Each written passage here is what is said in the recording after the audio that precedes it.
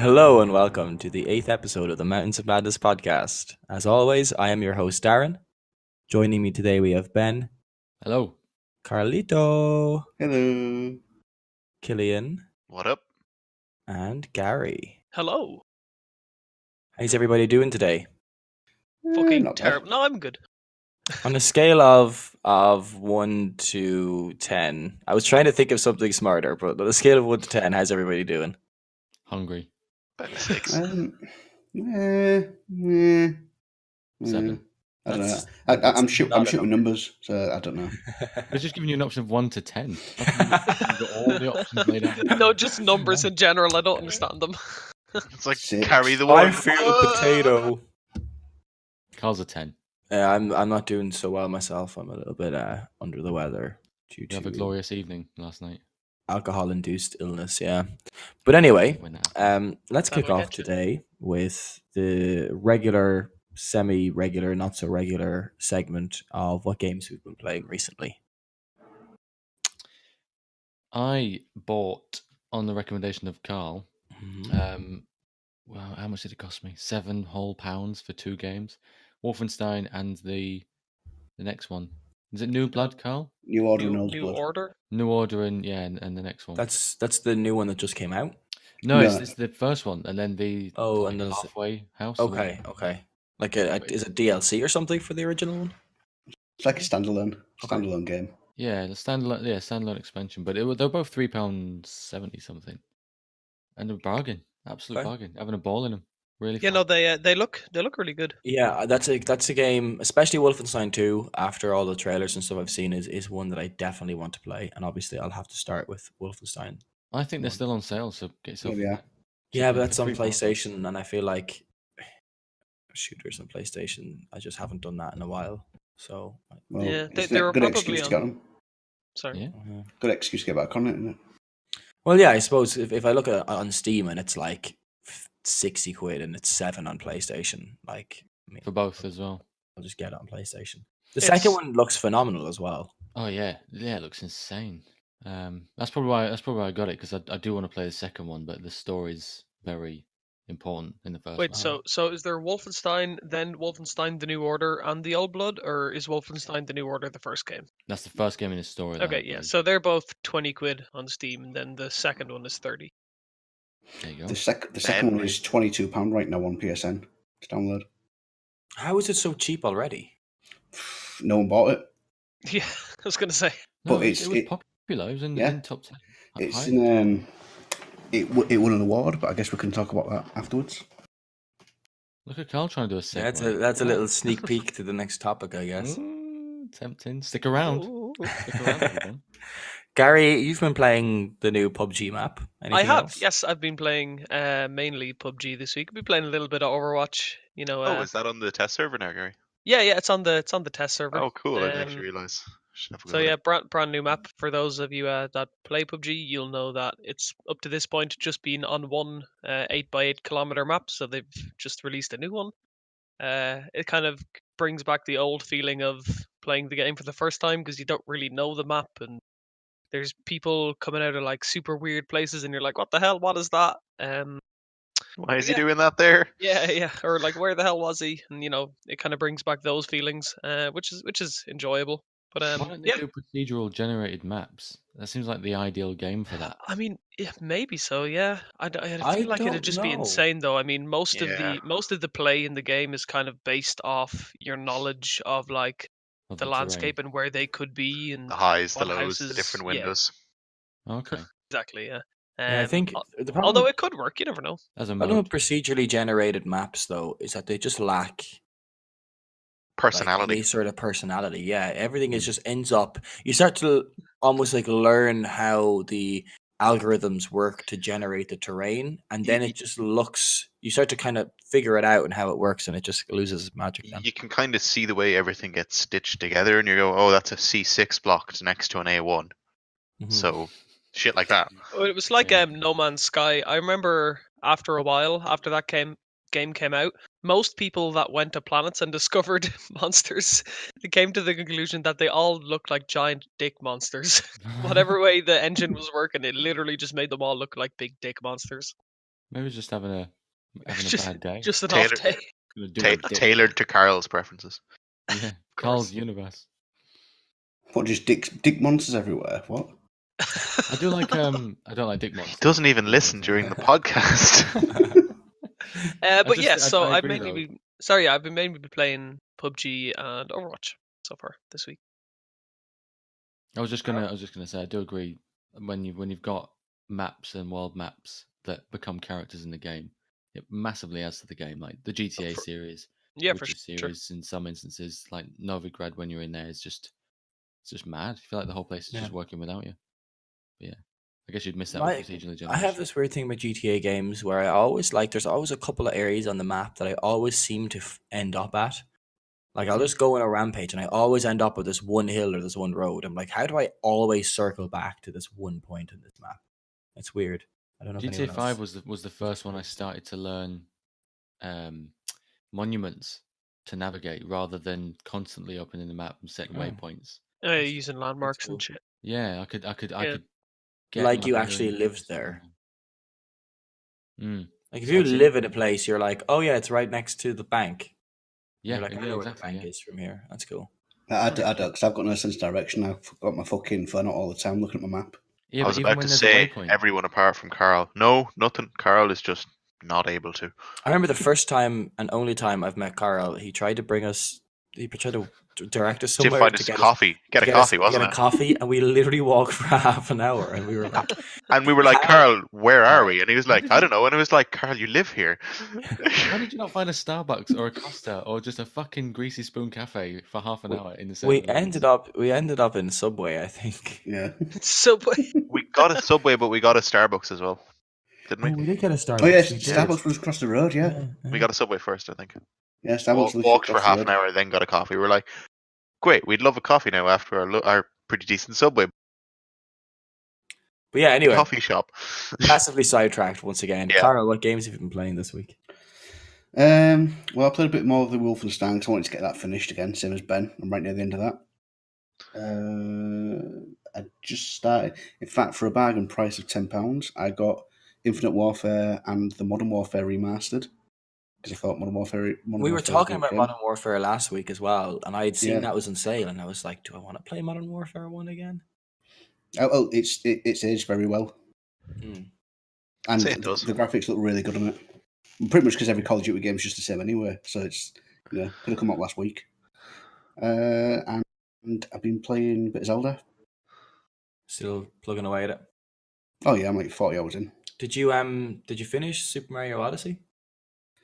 I've finished the main part, but there's the extra stuff afterwards. Yeah. Mopping up all the other stuff. I've yet to even touch that game. I'm waiting for my week and a half off for Christmas, and I'm going to take into that.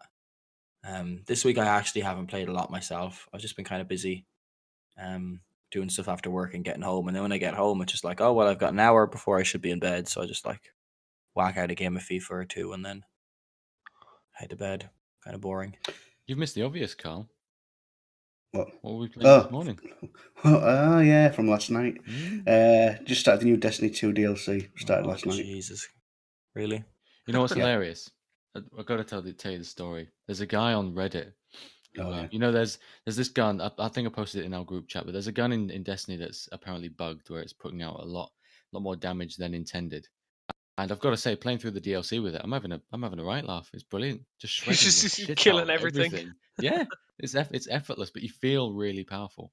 But it screwed up PvP. It's completely unbalanced. And if you never got it, this was before Friday. If you never got it, you just couldn't compete in PvP. You would literally die before landing a shot. So everyone was complaining about that on Reddit, and a guy came along and said, "Wouldn't it be hilarious if Xur sells Prometheus lens, which is the weapon?" And some guy commented and said, "If Xur sells Prometheus lens on Friday, yeah, I couldn't get it out. Prometheus lens. Thanks for making me say it again. On Friday, then I will shave off my hair and stick it to my face as a beard."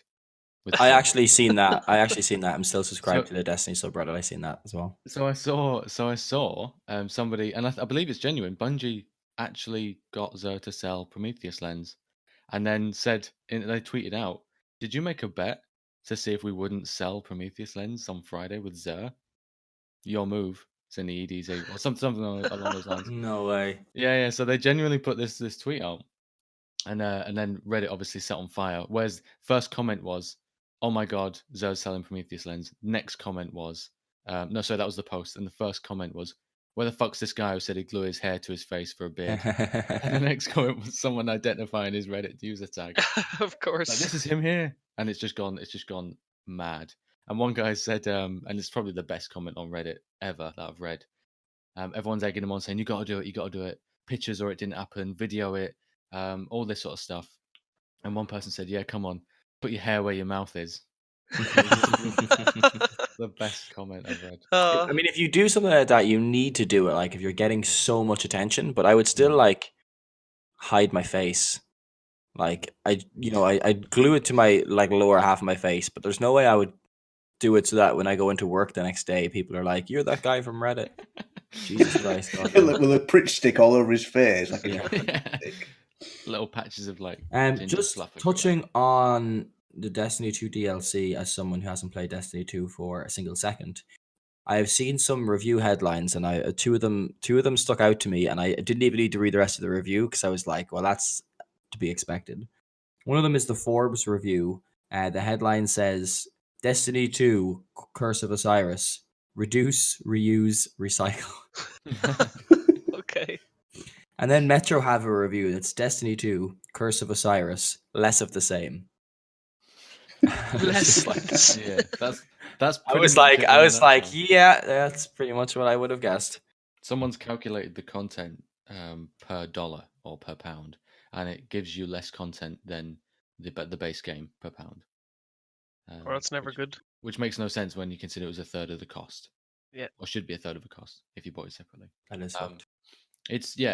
There's a lot of the same areas, some new weapons, there's odd little challenges here and there that they've added in. New public event, a lost sector. It's very small, but like I say, with this gun, I'm having a ball. It's good crack. But I ain't got a fucking clue what's going on. I'm just marching through. Ben just said it's good crack.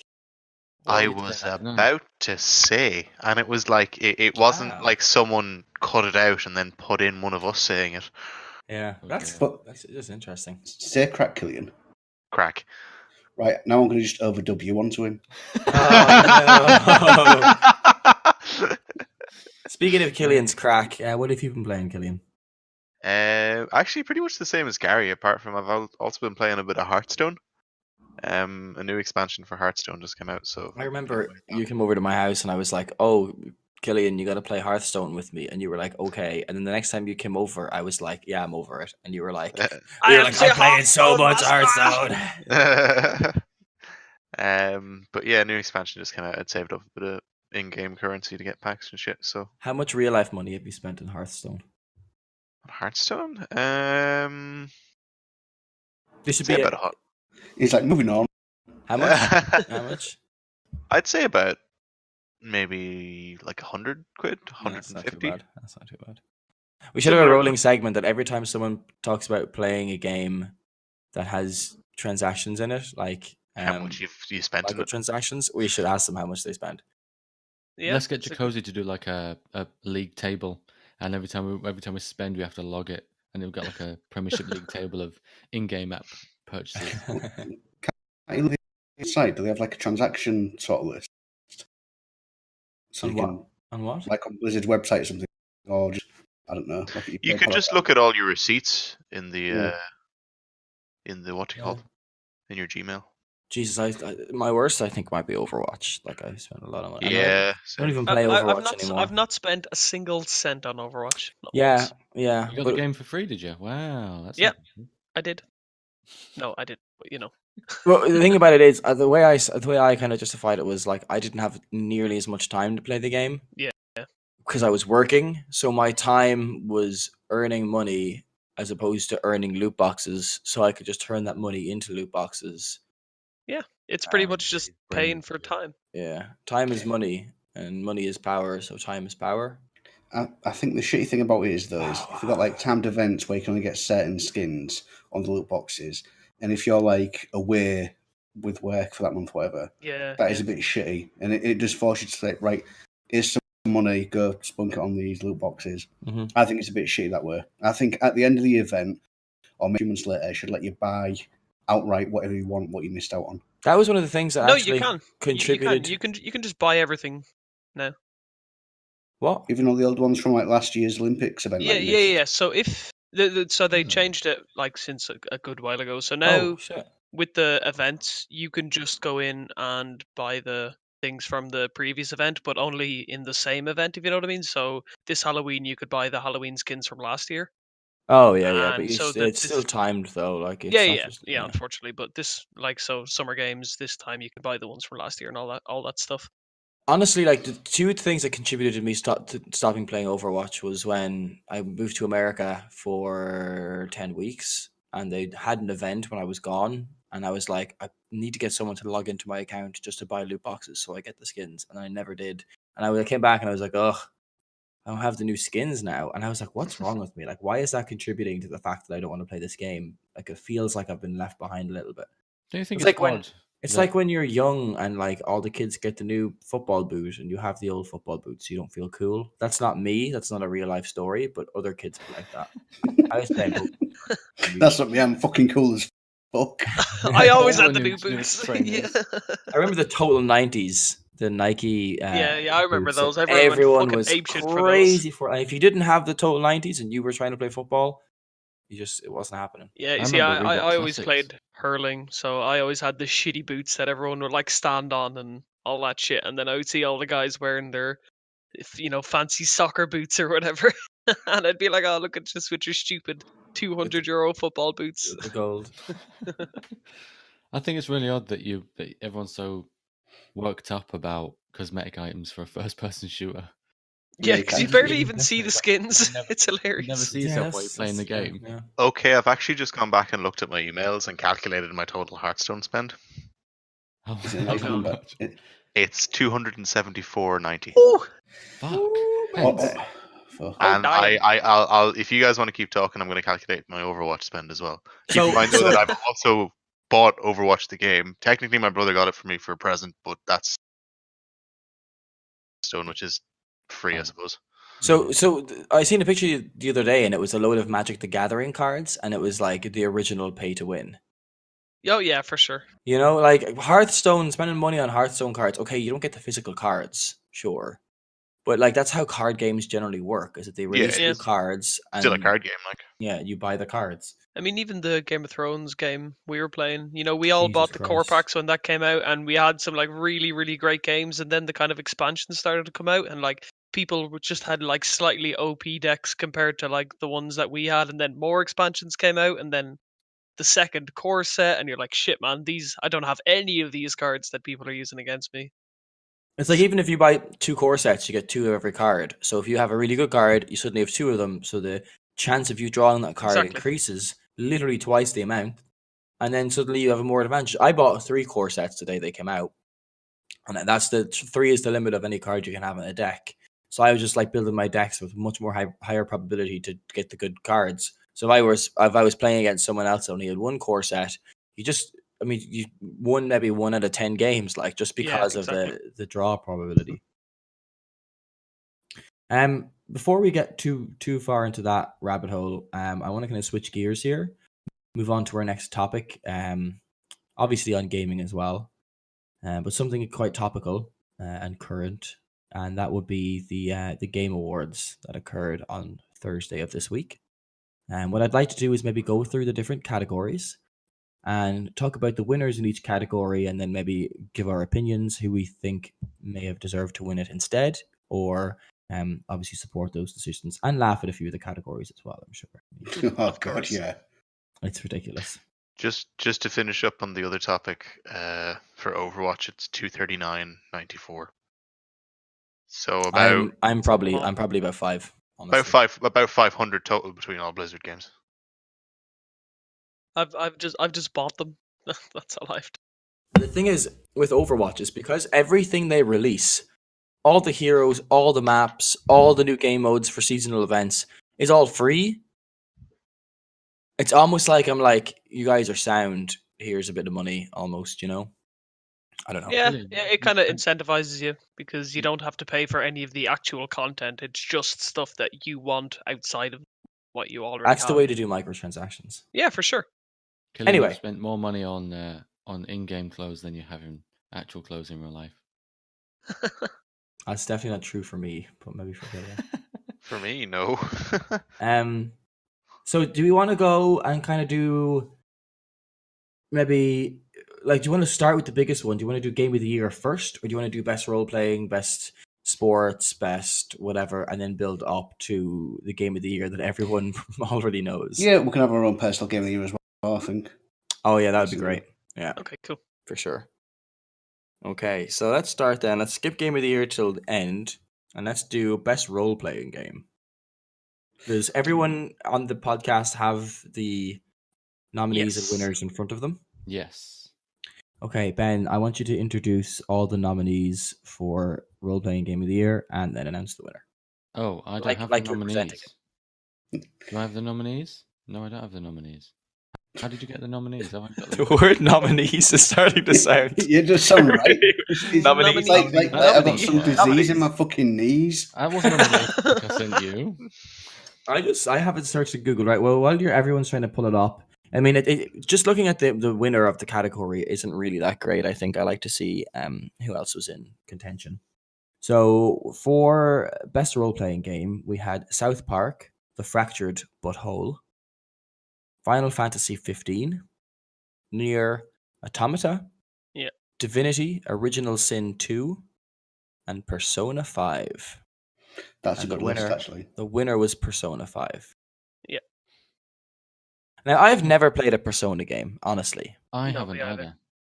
From what I understand, they are titanic undertakings, like 100 hours, and you're like students, and you kind of have like relationships as well, and you like romance each other, but you're also, I mean, Persona 4, as far as my understanding goes, is like you're trapped, and you're trapped with like a lot of students in some sort of building or something, and there's like an evil teddy bear playing games with you or something. You sound like the game's developer stood on stage announcing it at E3. And everyone's going, "Oh my god, it's the best fucking game ever!" Yeah, I don't know. I don't know anything about Persona 5. But look at the category though. I've found the nominees. But looking at what's in the category up against it, it must be really fucking good. Yeah, a lot of the people I play Overwatch with have been playing Persona 5 for like months and months, and like they still kind of keep going back to it because, like you said, it is a bit of a titanic undertaking partly, but they just keep going back to it, and they're like, oh, I got to this part, and they're constantly in competition with each other. Oh, I finished this part, so it does sound like it's very good. Yeah, one to look out for. I think I might have to give that a go in the future. But it's like it's very much a Japanese RPG. Like if you don't like the Japanese weirdness of that kind of style, it might not work for you. Like the villain is literally a teddy bear. I'm obviously enjoyed. I'm playing Nier Automata at the moment, and it's very much. Yeah, I need to get that. Okay, hit me with the next category. Well, let's do our own RPG of the. Okay. Carl, what's your RPG of the year? I don't think I've played enough really RPGs this year to make a. Destiny 2, that's an RPG. Yeah, no, is it? Fuck. It's anything but an RPG. It's a PG. That's all it is. Do you know what? I don't know. I've played and RPGs like I play the most of. I'd probably say Torment: Tides of Numenera, like the spiritual successor to Planescape Torment. Oh, very similar style. Okay. Highly recommend it. If you like reading, there's a shit ton of reading to do. You can literally go through it without killing anyone. That's dope. I love that kind of thing. I bought it twice. Got it on my GOG account. Bought it on PS4. I'd have to give my RPG of the year to Nier Automata because it's the only one in this list I've played, and I can't think of another RPG I've played this year. Yeah, I would be the same. I don't even think I've played an RPG this year. That's really bad. I used to hammer RPGs as well. But again, we're so old. I don't think I have either, so. Okay, well, moving swiftly on. The next category in this list here is Best Esports Player. Best Yeah. eSports player. I don't know any of these people. I'm going for a little nap while you do this one. Okay. So the nominees are Lee Sang-hyuk Faker, Yeah. Kuraki Salahi, Takahashomi. I might be pronouncing these incorrectly, but you know what? I don't care. Ji-hong, Mildly racist. Jae-hong. I believe he's Nicola doing an Kovac, accent or something like that. I know and the Mas- three middle guys. and Marcelo David. And the nicknames are Faker, Kuraki, Ryu Ji-hong, and Nico and Coldzera. Yeah. And the winner was Darren. Not Darren. Faker. Bow, bow, bow, bow. So, Anything about him. for a little bit of context, Faker is a legendary, I guess, League of Legends player. I'm fairly sure he's the top, if not the top. The top, if not one of the top League of Legends players. Has been pretty much since the game came out. So I think he's pretty much like a constant nominee. Ru Jae-hong, as you can probably see in the thing, is a Overwatch player. Mm-hmm. He is a support main, I believe, and he's kind of one of the support mains that have really just kind of been shining in the last while with the prevalence of like Zenyatta as a hero, and when Ana was released, he just was insanely good at both of those heroes. So he's he pretty much carries the the South Korean squad when they play. Like, he's insane. Kim and the boys up to no good. So then Nico, he is a Kim CS:GO squad. player. He's been around for quite a while as well. He's actually a similar, well, not similar to Ru Jae-hong because his whole team is very good. But Nico has kind of, up to this point anyway, been infamous for being far better than everybody on his team. Just been insanely good, and the rest of his team have just been shitters, kind of. So if he goes off, he might get like 40 frags in a 16-round game, and that's an insane performance. But the rest of his team will just be terrible. And then Coldzera is another CS:GO player who started out on one of the kind of what's the word I'm looking for here? Kind of up and coming Brazilian squads that came in like 2 years ago, and then they just have taken over the scene essentially. And he's also an extremely hard carry for pretty much any team he plays for. Looks like he goes to the gym as well, so I like this guy. And Yes, your fault. Kuroke, I don't know anything about him because I don't know anything about Dota 2. So yeah. Yeah, well. I'm amazed that you base knowledge just on those four guys. So well done to Gary. Yeah. Woo! Gary's my esports player of the year, just for actually. Yeah, boy. Same, just for the base knowledge, and if I'd agree with that. He'd be a close second place because he's shit hot sometimes at Rocket League. Sometimes. Sometimes we have a negative effect on Cathal. When myself and Carl play with him on 3v3, he's very bad, and me and Carl are not bad. That's because he's probably devoting half of his resource to being toxic to you guys. Yeah, probably maybe more than half. And the other half staying in goal because no one else will play. Yeah, because Carl just. I am the keeper. No, Pen goes in goal. I don't. I am the keeper. That's my point. I am looking forward to getting back into Rocket League on the Switch. That is the perfect game for the Switch, I think. As long as it's locked 60, yeah, it's going to It be is. I I want to get a Switch. madness. The idea of playing just sitting in an airport, connecting to a bit of Wi-Fi and just whacking out some Rocket Yeah, League like is that's just Rocket the League only is issue. nice. You'd need a solid Wi-Fi connection, because otherwise you'd just be Well, lagging. considering I've played Destiny with Killian while he's on his phone Wi-Fi, I'm not Yeah, I too guess. worried. It's just more PvP games. Or I suppose you're Yeah. probably playing PvP in Destiny, but I do like it's obviously kind of esport competitive side of it. You need as much kind of performance as you can get. So you never know. 16 ping. Depends what they do with it. 16, yeah. Well, that'll do. Yeah, well, you can always just play it single player. I Yeah, guess. true. And I think you can do local Be connection cool as well. if there's this thing on the computer you can get. It's like a training package where you can set up a whole shitload of shots. I think they actually modified the original in-game thing to have that, so you can set up a load of practice shots. You know, with Oh, like that's cool. Yeah, that's wacky in ceiling shots coming in really fast, stuff like that. You can share them as well. You can save them down and share them out with like a That's cool. code for people to download. Yeah, so like the pros would recommend people actually like going in and mastering a particular shot. You know, if you're not good at aerials at this particular Yeah. angle. stuff That's like awesome. So you could just download their like custom game settings or whatever. Yeah, That's yeah, awesome. it's really good. So I think that would be useful for the Mm, Switch. okay. I assume like pros would find that extremely useful if they're like traveling between countries, you know? Yeah, you just like stay Yeah. warmed up constantly. Like, why not? Although, Yeah. if you're a pro, are you playing on the Switch? See, the thing is, it's still a controller, and Rocket League is meant to be a controller. Like, no pros are going to be playing. Unlike other games, no pros are going to be Yeah, playing with a mouse and keyboard. but I mean the It depends analog sticks are how. different and so on. Yeah, it depends how different the whole feel of it is, I suppose. Mm-hmm.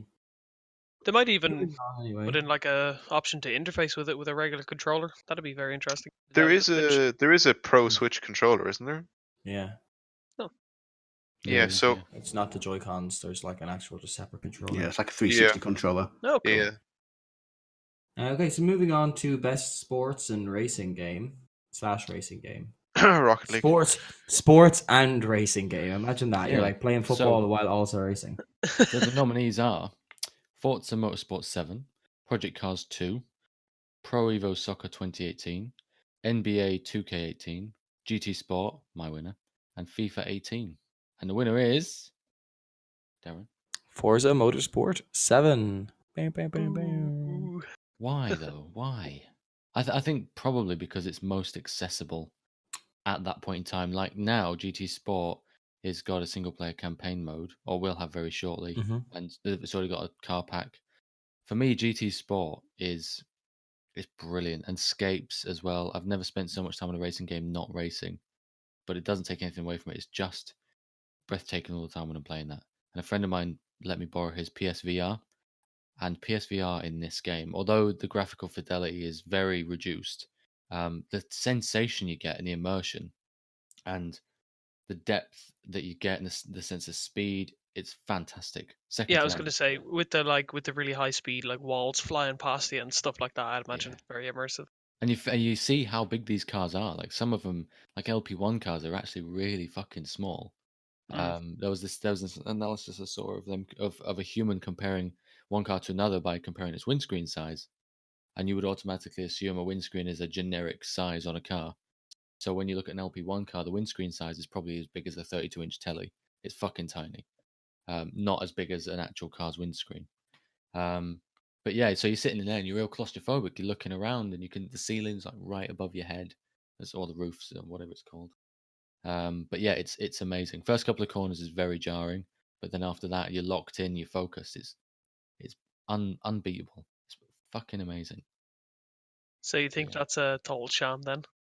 Well, no, I haven't played Forza Forza could win. Motorsport 7. Okay. I have heard only good things, and the fact that it is native 4K is only going to help it along. But it was a more complete package, as I understood, on release. Okay. Project enough Cars then. 2 on release was buggy as fuck, glitchy AI, glitchy race mechanics in there. So I think that may have suffered because of that.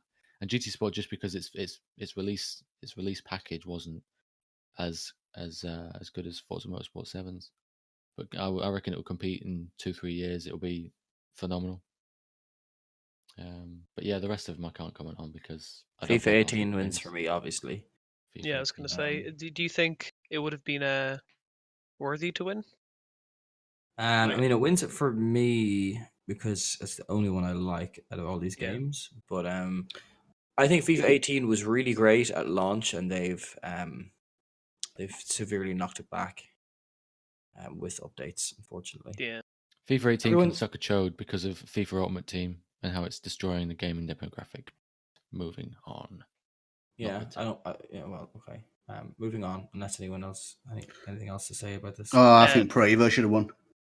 Yeah, fuck you, Carl. Toxic. Actually, I'll just Okay. be right back, guys. I'm gonna get some food to eat. We have best performance up next, which I assume is like an actor or actress. Yeah, voice actor. Yes. in a video game. So we have the nominees, which we have. I'm going to read them in a different order because if you haven't noticed, I'm kind of giving away things. We have Ashley Birch in Horizon Zero Dawn as Aloy, Brian Bloom, Wolfenstein 2 as B.J. Blazkowicz, probably pronounced that incorrectly. Claudia Black, Uncharted: The Lost Legacy as Chloe Fraser. Laura Bailey, Uncharted: The Lost Legacy as Nadine Ross. And we also have Melina Jurgens probably Slate just absolutely destroying that name, in Hellblade as Senua. And the winner was Darren. Alina Jurgens for her performance in Hellblade. Yeah, I think based on the making process, the development process, it was always going to be her. So I didn't know this at the time, but Hellblade was obviously a little throwback to Heavenly Sword, right? It's made by the same guys, Heavenly Yeah. Sword, Hellblade. But Hellblade is very much a story-oriented game. Like, it's not super narrative. action heavy. It's like narrative heavy. Mm. And as far as I understand, it's about a lady who's like hallucinating this reality. Like, that's not. She's undergone some sort of mental trauma or something. Yeah, and she's kind of slowly losing her mind. And the Yeah. developers say it's best played with the 7.1 headphones because they've gone to extra lengths to emphasize and really immerse the player in this losing your mind, like voices spinning around off in the distance and things like that. I wonder, But did they use the recording method where they have kind of like two mics spread apart, like the distance your ears are kind of spread apart. And they do the the the 3D binaural sound. recording. Yeah. I think they did, because when I've seen making of videos, it's been developed for quite a while, and like Darren said, it was sort of meant to be similar to Heavenly Sword, but they changed the gameplay of it. And when you see like the motion capture of the actress doing it, you can see all the emotion she's putting into it and the speakers around her. Which I think it's the script as well, and again, it's the subject matter that they've put into it that helps it win. Yeah, I think it's very topical at the moment. There is a lot going on in the media about mental health and things like that. And it's very, very broad brushstrokes here on connecting that, but this is apparently what the game focuses on. Mm-hmm. But yeah, I mean, I think looking at the making of this woman is just, she goes to town. She makes you feel it still while she's got the headset on and all the cameras and dots, and you're still looking at it thinking, fucking hell, she's going. She looks in pain. Yeah, it's really good. I think it's going to do her career wonders. Yeah, I mean, I think it's an obvious winner. Uncharted always has good performances, and I'm sure Claudia and Laura were both fantastic. Yes. I haven't actually played Lost Legacy. Not yet, me neither. I'm just assuming that they are very good because it's an Uncharted game. Yeah, it's kind of I've seen a little bit of Wolfenstein 2, a little bit in Let's Plays, and solid voice acting there as well. Honestly, though, Ashley Birch's Aloy, not very good in my opinion. I don't know if that's controversial. I think Horizon was fantastic gameplay wise, but I actually think all of the humans look really weird in it, and a lot of poor performances, just overall. And I feel like she's good at the start, but her emotional depth wasn't very convincing at times. Where like she's like, "Oh no, my village is being destroyed," and you're like, really? Because it sounds like you just I don't know. It sounds like you're on your 9 to 5. Yeah, it sounds like you just like fucking because I spilled the coffee like. The father, when without spoiling the game too much, because it is the tutorial and introduction. He's not your father. Yeah. He's not my father. Is when she's the young girl, and then there's the dad, and he finally finds her. Father figure. The father figure, sorry, yeah. Because he takes her on. I didn't find him very believable. I didn't enjoy him. But the actual animations of the people looked weird. It almost looked like in FIFA how when you would take pictures of yourself and then it would take the picture and put it on a player, where it looks like fuck your face up. Looks like a picture of someone's face kind of stretched over a 3D object in weird ways. I don't know. It just kind of fucked with me. I didn't like any of the character design in Horizon. It just bothered me the entire game. But gameplay wise, it was fantastic.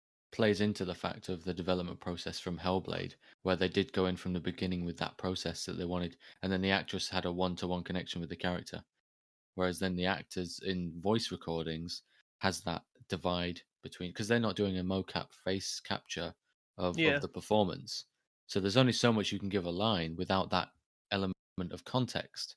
You read the context and you take away what you can from the script, and that's the writer's job to get you in that right area, and then you move on from there and develop from there. But if you are in the scene there and then, it's going to be a lot more believable than doing ADR. I think that's maybe where the drawback is on some voice acting, and probably why she's won, because she was the character. She was one. It was a full performance from her as opposed to just the voice or whatever. I think that's why it was called best performance and not best voiceover or best mocap or whatever. Voice acting or something. Speaking of which, the game's currently on offer for £16 to download on PS4. Oh, I'm getting that. I was taking it because it's only 25 quid full price. Carl's an absolute deals demon. He is. I feel like we should have Carl's clearances, Carl's Carl's clearance coin, callouts. Carl's coins saver. Something with a C. Help me out here. Carl's coins cash in. Yeah. No, what Ben is saying. That's Carl's coins cash in, where you cash in your loose coins on video game. Carl, gold. the cunty cashier. What about Carl's? What are we selling? Yeah, Something like that. I'll buy it at a low price. Yeah, so come on, Carl. What's your What's your deal of the week, Carl? Well, that sounds like a pretty good bargain. But again, Wolfenstein, £3.74. Yeah, that's. Or is it 79? Either way, it's less than £4. That's the price of a bus into town. It's less than a pint. I spend more on parking. That's how I quantify things in life. It'll take pints. Like 10, 15 hours to finish. Pints. Bargain. So I'm like, it's only 20 quid, and someone's like, it's 20 quid. I'm like, it's 4 like pints. 4 pints. Yeah. Less than 4 pints, and they're like, oh yeah, okay, fair enough. Next category is there's a lot of categories, by the way. There's a whole buttload. Yeah, so I think we might need to speed through some of the garbage ones, like we'll Training definitely. Gamer and stuff. Yeah, like the eSports ones, yeah. So best esports game. Okay. Best esports game, we have the nominees of Rocket League, Legends, Overwatch, Dota 2, and Counter-Strike Global Offensive. And the winner was? Overwatch. So I think that's an interesting one because obviously all of the games there are good esports games. You know, they're like good candidates for esports games. Obviously, Dota 2 League and CS:GO have been esports for a very long time. So they've probably gone with, like we were talking about earlier, kind of like the most developed during this year. Like Overwatch, they've tried an awful lot. Scene. Yeah, they've done a lot. They've overhauled their spectator feature. They've put in optimizations for that same spectator feature. They've got like new casters, everything else. And of course, the Overwatch League as well, bringing in these like 9-player rosters for each team. So you've got like, you can run as many different comps as you like. You're not limited by the players or the meta or whatever. You can just kind of do whatever you want because the meta. You can, you have all the players you need to do everything. So yeah, I think it's probably deserved. I don't think it's the best esports game there on that list. But no, I hate League of Legends and Dota. I hate the but they are like general. they're pretty much, it's unarguable or inarguable that they are good esports games. They are entirely skill based as far as I know. I don't think they would have made it this far if they weren't pretty much just skill based. But yeah, like we were saying, I'm fairly sure it's just kind of progression that's been made this year. So yeah, I would agree with that. Going to Overwatch. Okay, let's move on. Does anyone care about the trending gamer? Dr. Disrespect is and Shroud, I guess they're like 2 very big streamers at the moment. Fuck him. But Dr. Disrespect isn't in this list, or did he win? He won. Sorry, oh, it says spoiler. Guy Beam. Yeah, Guy Beam. Yeah. So I don't. His whole Dr. Disrespect with the fucking mustache and the sunglasses. Fuck off. No one cares. Okay. Yeah. So I hate it's that shit. Yeah, a lot of people hate it. It's something that you kind of have to watch for a little while to not hate. I've found anyway. I very much enjoy his streams. I think they're absolutely hilarious. I think he's a very funny guy. But yeah, we don't need to dwell on it. I would be the only one who has. I would have given it to Andrea or Steven because they're both helping the minorities in the gaming community and not just putting on a mustache. I'd give it to Andrea Rin because what's good games doesn't make sense. What? Exactly. That's her stream. What's good games? What is good games? But you say like that's the thing. You're like, what's good? Just like how's it going? Yeah, but what is good? I guess. Fine, but what is good games? Makes sense. Okay, fair point. But she's also what's good games is also all women, right? And it's unless she's called what? Unless that's her name. And this but it's still like minority in the gaming community, being a voice for that minority. And then Steven is from Able Gamers, right? Yeah. Yes. like disabilities. Both of Yeah, them, yes. I think, are championing good cause, whatever. Anyway, best score and soundtrack. If you want to take that away, Ben. Best score and soundtrack is, in the category of nominees, we have Destiny 2, we have Cuphead, Nier Automata, The Legend of Zelda Breath of the Wild, Super Mario Odyssey, and Persona 5. And the winner is, Darren. Nier Automata. I agree, and I've not even played it. Deservedly so. It is Yeah. ridiculous how fun the soundtrack is. Can we just say how good the full nominees are, though? I mean, that's a big category there. Yeah. Cuphead's Yeah, meant to like- I be mean, out of the Destiny, world. probably the best thing I imagine about Destiny 2 is the soundtrack. Yeah. Yeah, As much as like- everything else has gone to shit, their soundtrack has been and is currently still very much on point. Yeah. Which is weird because Matty O'Donnell didn't do it anymore for him. So it's No, but he left his hard drive behind. Woohoo! The soundtrack in Legend of Zelda is, as you'd expect, Score and great. soundtrack, remember, not just the soundtrack. Score and It's about the soundtrack, ambience. yeah. But Nier Automata, I mean, like every area has like its own song, and what's really interesting about it as well is when you're in a new area in Nier Automata, the music has no vocals until you speak to the leader of that village or area that you're in, Oh, that's interesting. and then the Okay. vocals kick in, and it's fucking so cool when you realize that, and you go into a new area, and it's just like ambient music or whatever, and then you speak to, I don't know, the main quest giver in some areas or the mayor, Then you of the get village, lyric. and then suddenly the vocals start to rise into it. That's awesome. It's so cool. But some of the songs as well, like you find yourself almost humming along or singing to them as well. That's It's very good. very Cuphead as well is a great soundtrack. I haven't played the game, but I've watched a bit of it, and it does. Yeah, have a same. really The soundtrack interesting is soundtrack. very distinct. The whole game is Yeah. very awesome looking. It's a game I definitely need to get around to at some point.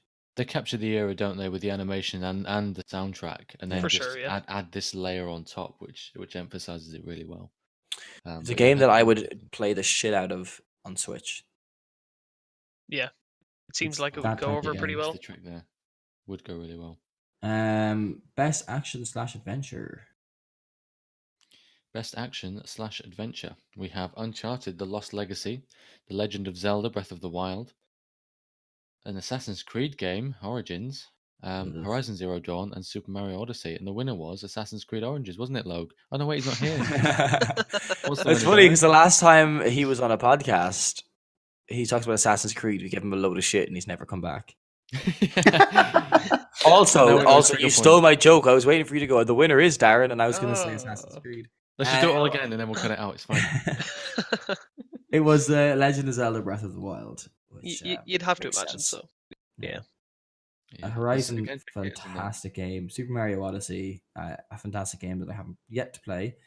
But Legend of Zelda, I mean, just what makes Legend of Zelda is all the little things, you know. I mean, it's obviously going to be a good game from a kind of top-down perspective or whatever. But when you actually get into it and you're like, I don't know, chopping down trees and apples are falling off it, or you know, just all those little touches yeah. are just fantastic. Yeah. Like if you throw a rusty weapon into the mouth of an Octorok, he spits it out and it's cleaned. You can use a wooden shield to catch arrows, and then when you put the shield away, you get those arrows that are stuck in the shield into your inventory. So well thought out. Little things like that. It's just so good. It is amazing, I have to say. It's amazing how good games can be when you think about the game development rather than how to fucking rob the players of money, EA. Yeah. In case you're listening, motherfuckers. Yeah. I know you're sponsoring us, but fuck off, EA. Jesus. Unless you want to sponsor us, then I will suck your dick. I'll open all the loot. I will, but I won't like it. I'll fucking bite down on it. I'll complain constantly. Less teeth, please. No, don't fucking. Carl's gonna use all the teeth. And he's just like, do you know I got these wisdoms in? I'm gonna get fucking dentures for you bastards. Got these teeth in a loot box. You think I'm not going to use them? You want to know how I got these teeth? Loot box. A goodie bag. I think you can't really argue. Breath of the Wild. No, no, you can't. It's just... I hear it's pipped for Game of the Year personally, but I agree it's a very good adventure game. So what's next? Next category Best studio / game direction. Directors. It's cut off on my screen. Oh, Best studio / game something. Studio. I do not have that. yeah, me either. Okay, it was Nintendo. Let's move on. No arguments here. The Game Award for most anticipated game. As in game not out yet. Yeah. I do apologize. I will pull up that category right now.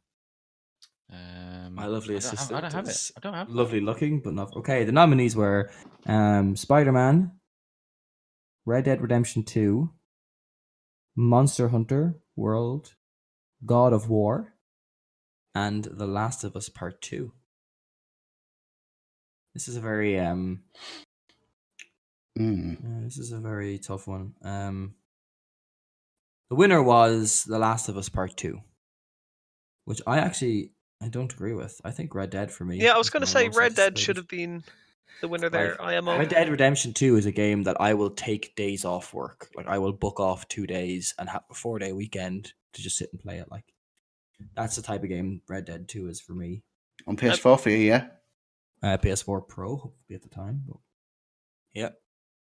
Not on PC. I'm not going to be like, I prefer PC, so I'm not going to play this game for months. Because it's you're not that bad, yeah. You're not that bad.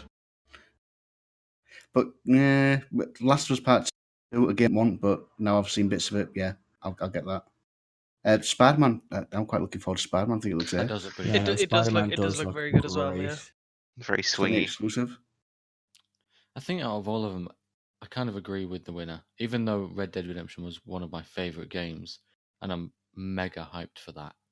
Last of Us Part 2, I think, is something else. Stands above them all, doesn't it?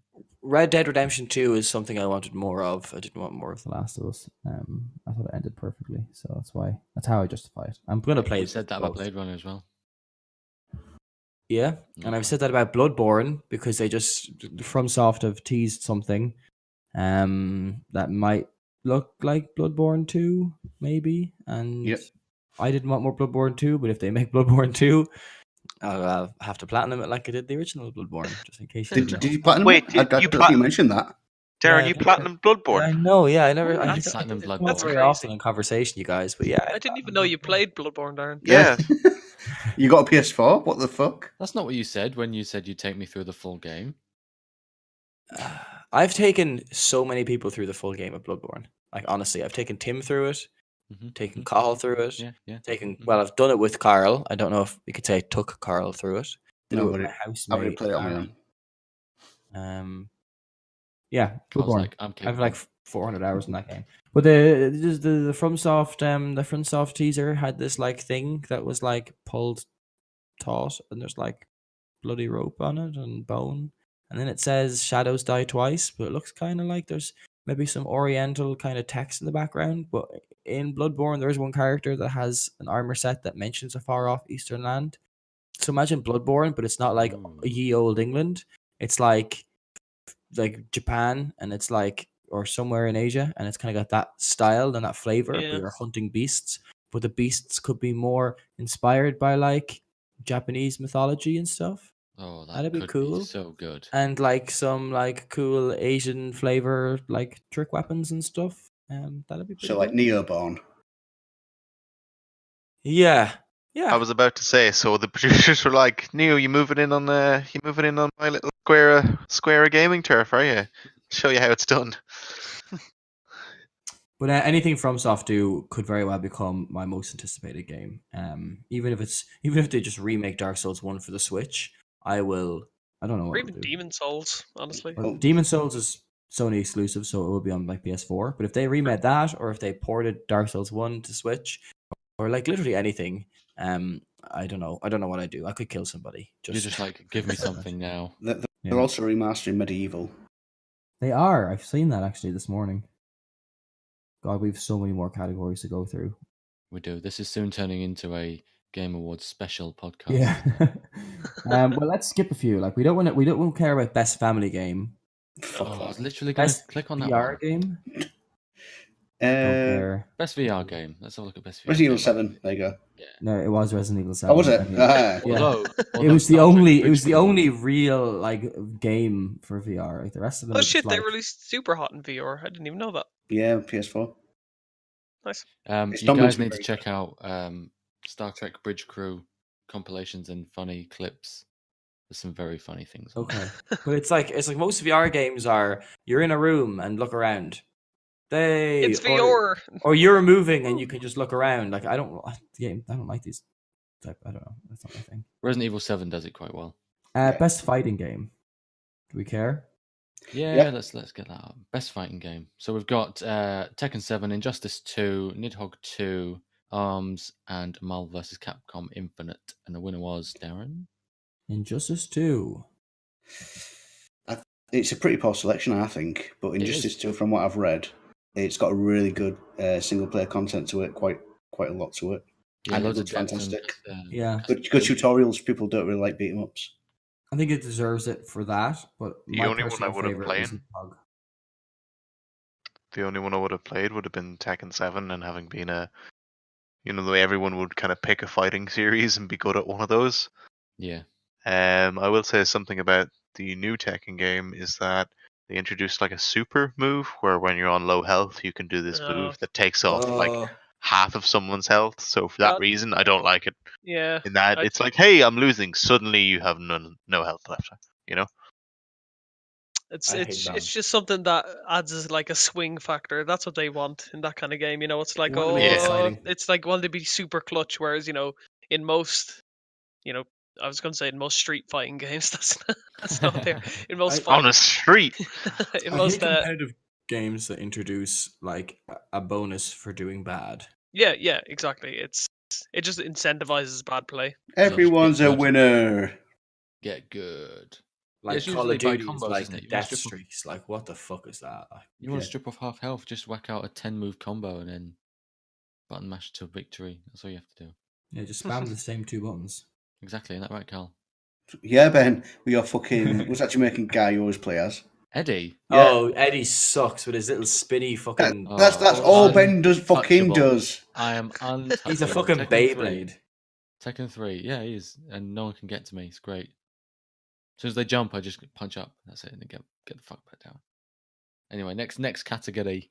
Best indie game.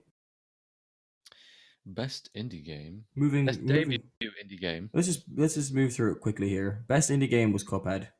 Yeah, Yes. I mean, I don't think there was any competition there. Pyre was one of the nominees, which is a game I definitely need to play. It's a super giant game. So they made Bastion and they made Transistor. Yeah. But this is like a sports game. It's like a 3v3 sports game where you have to like get a ball or something. In a hole. Yeah. But like it looks fantastic and it's like their style. Like even Evan played it and said it was great. And he hates sports games. So there you go. Oh, I remember Evan playing that. Yeah. Of course. It's like basketball, I think. It's like basketball. We have best action game. You want to read the nominees for that?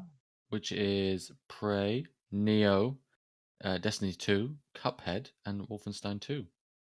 And actually, the winner was, Darren. Wolfenstein 2. Whoa. Yeah. Even there's some real stiff competition on there. I mean, Destiny 2 is a classic. Instant classic. But no, Prey, I can't wait to play that. It's meant to be a better Bioshock Infinite than Bioshock Infinite. Neo, I can't wait to play that.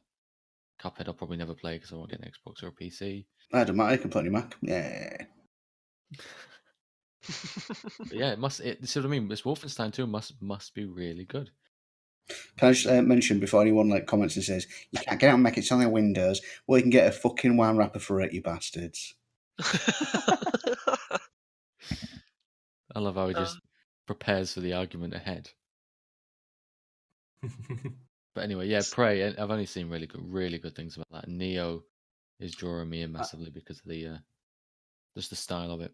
I don't really have much to say on these because I haven't really played many of them, but I imagine I would like to give it to Wolfenstein 2.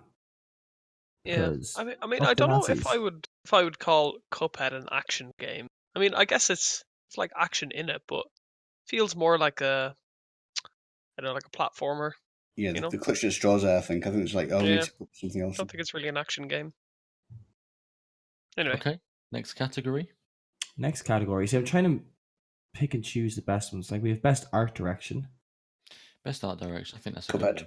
Must be Cuphead. It's Cuphead. It is Cuphead. Yeah. But Destiny 2 was there, Zelda, Persona 5, and Horizon Zero Dawn. Yeah, Cuphead's got to win. Like that's a. Yeah, I'd say Horizon is a pretty decent contender there because I just like I haven't played the game, but from watching a couple of people play it, it looks fantastic. Like the things you're taking down, the big beast guys, all the weapons you have, all the kind of different moves you can do. It all looks really cool. The world they've created is it's really good. I think it's better than, barring Zelda, better than the rest of the ones there. Better than Destiny 2. Anyway, next category. We have best narrative. Best narrative. Okay. We have there's some good ones on here. Wolfenstein 2, Horizon Zero Dawn, Nier Automata, What Remains of Edith Finch, and Hellblade: Senua's Sacrifice. And the winner is Darren. What Remains of Edith Finch, a game that I actually know nothing about. Yeah, I was going to say I have not even heard of it. It's another walking simulator, I think, from what I've the people who seen. did the Evan something. Yeah, Vanishing of Ethan Carter. Ethan Carter, that was it. Yeah, same people. I think it's done by them, or it's is it Chinese Room, the developer? No, Giant Sparrow says here, and Annapurna Interactive published it. I don't know then. Well.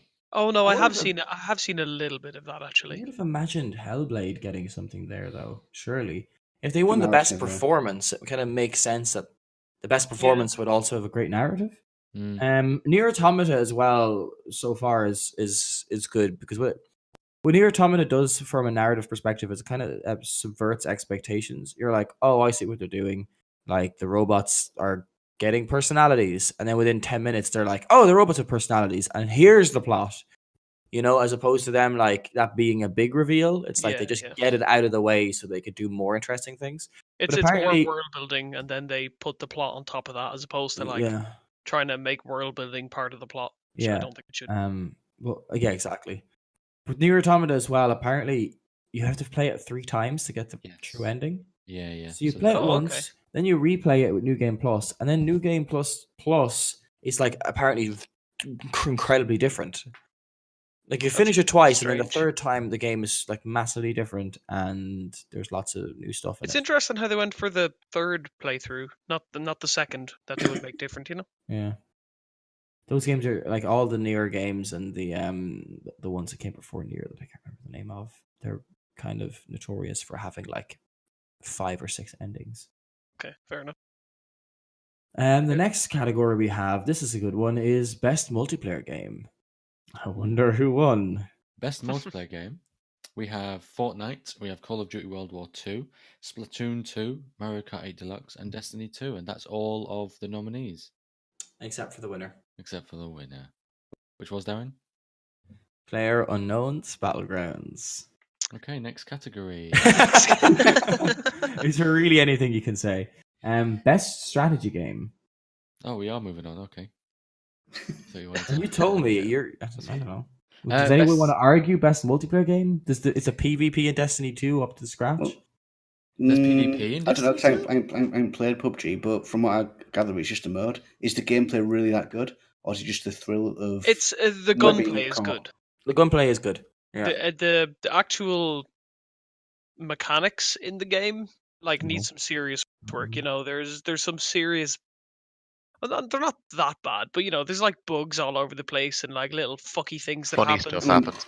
And you get stuck on shit and all that. But It's, just as a multiplayer experience, it's best multiplayer game. Like it's it's as a multiplayer fun. game, it's really really fun, incredibly unique, and it's creative genre. Something really weird happened to me the other day. I was playing a solo match, and me and another guy landed at the same time right next to a jeep, and we both hopped in at the same time. So he started driving me around for a while. Oh, you've not had that yet? Yeah, that's actually quite common. Because he drove me to another car and like beeped the horn, and I hopped out, and then we both drove towards Millie. It was really funny. I love gifs of like people hiding next to a vehicle, and then people get into the vehicle and They just pan they them. get in really quickly with a frying pan, and then in the vehicle they turn around and just kill everyone in the car with the frying pan before people realize what's happening. Yeah, I mean, like that. I think that's part of the appeal for me as well. Like the potential for shenanigans is so insanely high. It's So just great. let me get this straight. If I like sit in the back of a car and someone else is driving, I can just clock them in the back of the head. Not from the back seat, but from the passenger seat. You can. Excellent. Added to the book It's of good stuff. tactics. That So does sound then, delicious. Okay, moving on then. Best strategy game. we have Interesting. XCOM 2, War of the Chosen, Tooth and Tail, Total War Warhammer 2, Halo Wars 2, and Mario and Rabbids Kingdom Battle. And the winner was? Mario plus Rabbids Kingdom Battle. Was it? Yeah. Yeah. Mm. What were you expecting? XCOM 2? XCOM 2, yeah. Yeah. No, it wasn't. Yeah, Mario plus Rabbids Kingdom Battle is fun, but it's also very fucking easy. I wouldn't call it. Strategy. Almost wouldn't call it strategy. Like there's not a lot of strategy Strategy is involved. play the game. My strategy is use Luigi, upgrade his ability that when people move, you shoot them to his maximum, and then just like get his best gun, and people move and they die, and it's great. We need to kind of fly through these. There's still a hell of a lot more. Best debut indie game, Cuphead, whatever. Yeah. Best mobile game, who gives a fuck? Games for Impact Award was Hellblade, probably for highlighting Yes. mental health. Best audio design was also Hellblade. Mario was in that. Zelda, Destiny 2, and Resident Evil 7, which could have been a good audio design as well. Mhm. Best esports team was whatever. It was Cloud9, I think, wasn't it? Cloud9, yeah. Best Definitely. ongoing game was Overwatch over PUBG, GTA Online, Rainbow Six, Yeah. Tom Clancy's one. I think if Worst PUBG rated was Destiny 2. nominated for anything other than multiplayer experience, it definitely shouldn't have won anything else because there's so much wrong with it that you can't give it an award other than for like There's the a basic category concept. for best Chinese game. I'm hearing a lot of good things about Rainbow Six Siege at the moment. The support it's got and what Yeah, it's apparently the last really couple of good. updates have been fantastic, but Yeah. apparently it's just not that like competitive. Like because I think it's kind of framed as a competitive experience, Yeah. but apparently you can just get bullshit kills like constantly, and I don't know. It doesn't really sound like my kind of thing. No, I might start looking out for it and seeing what's going on with it. Yeah. Okay, then probably the last one we'll focus on before the big boy is best handheld game. The best handheld game. We've got Metroid, Samus Returns, Poochie and Yoshi's Woolly World, Monster Hunter Stories, Ever Oasis, Fire Emblem Echoes, Shadow of Valentia. And the winner was, Darren. Metroid, Samus Returns. It's the Obviously. only one of the 5 games there that I've heard of. So yeah, I guess it would be my choice. Fair. Okay, so let's go to the final category, the main event. The game of the year. The game of the fucking year, boy. We have, the nominees are Persona 5, Horizon Zero Dawn, Super Mario Odyssey, PlayerUnknown's Battlegrounds, and the winner was, Darren? The Legend of Zelda. Yeah. Breath of the Wild. Surprised to I see think- PlayerUnknown's Battlegrounds in there. That's a Yeah. bit of a jump. See, isn't it? I think that there was a lot of rumors going around that it had been nominated before, and there were like there was like a lot of people were essentially saying that if it wins Game of the Year, they're like, okay, Game Awards doesn't mean anything anymore. You can go suck a dick. Like this is not the Game of the Year. It is the biggest game of the year. You know, the most popular game of the year, but it can't be the Game of the Year. I'm just reading the summary of what is Game of the Year, and it says recognizing a game that delivers the absolute best experience across all creative and Yeah. technical fields. It's like, how is it even nominated? How is it even nominated? But anyway, I mean, you close a door on a motorbike and you die. You know, like, Oh my god, I remember that. We Yeah. had finally got a game with Evan, Gary, and I together and alive with guns. And Gary thought it'd be funny and drive his motorbike into the room with Evan, and Evan closed the door and blew up and killed Gary. It was That's how doors That is work. a technical flaw, if ever I've heard one. Yeah. But Did at you the not same go to door time, school?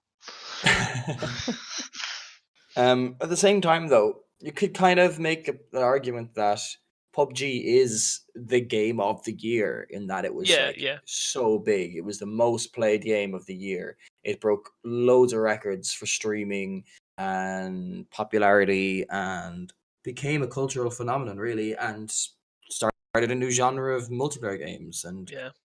all that shit. You know, like it Mhm. is a good game. It's just flawed, but as Yeah. a concept, it's Yeah, as a concept, it's fantastic. totally fresh, and its impact has been phenomenal. So I mean, it's got the most concurrent players of I pretty much any game. You know, I can understand the it's argument insane. for it. So what's everyone's game of the year then? What's let's go through the group here. Of all the games you played this year, what's your game of the year? It's tough because I can't really remember what happened yesterday, let alone the previous year. But It does GT have Sport to is up have there for released me. this year as well, yeah. So. Yeah, GT Sport is up there for me because it was. I haven't played a Gran Turismo game since 3. I never owned 3. That was the last one I played, and I was falling out. And racing games were my genre. That's what I was the best at. I specialized in that. Always have the latest one out, and I think what they've done is reintroduce me back into racing games, and I absolutely love it. Like even just I can race around the track and master that track for about 3 hours just to shave a couple of seconds off, and I really enjoy that. That gets me hard. So just because I can't think of anything else right now, and if I do, I'll butt it in. But GT Sport for me has been my game of the year, especially with the steering wheel setup and VR experience. Yeah, that's it for me. Yeah, I mean, like I want to say PUBG because it's been the game that I've had the most fun with this year, and the game that I've played the most this year. Maybe not. It's close anyway. But I mean, I'd say it has to. Like I haven't even played The Legend of Zelda, but I think it just has to go to that. Like it's just a fantastic game. Like you said, the kind of parameters for game of the year, delivers on all kind of aspects. Like that's what it does. Mm-hmm. I would probably have to go with that. Zelda or PUBG? Zelda. Okay. Definitely not PUBG in that Killian? respect. Kind of same as Gary. I haven't actually played Zelda or most of the games on the list. I've only played PUBG, but for my own personal playing, the only games I've played, I'd say PUBG. But for just looking at all the reviews and everything else, I'd say same. It's kind of same opinion. I know I'm kind of just parroting Gary, but kind of Zelda, yeah.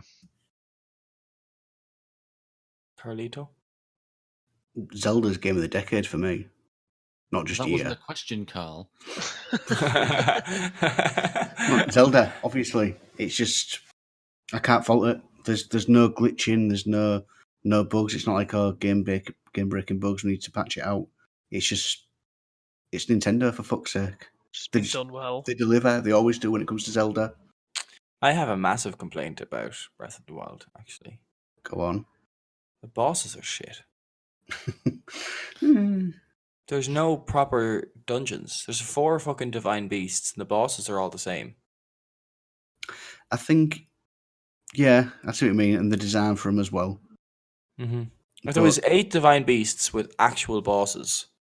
What I loved about Zelda was figuring out how to beat the boss, which was never. Yeah, I think though that they wanted to get away from that because they've had that for 30 years nearly. Yeah. 8 dungeons, 8 unique bosses. They want to get away from that, make things different. I like that the main. I suppose the divine beasts are the dungeons, but what you used to get with the puzzles in the dungeons, they're just the optional little temples now.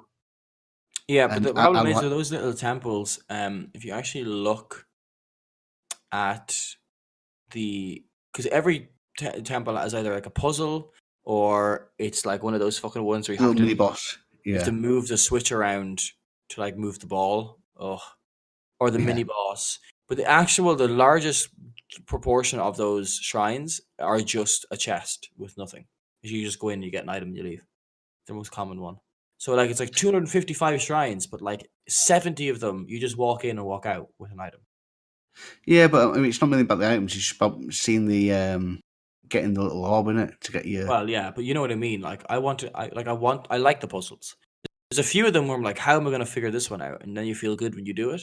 I would like them all to be like that, and then I would be happier with the lack of dungeons, I guess. Well, there's a lot of them, so it's Yeah, but I've done them all, and I'm saying that most of them are let down.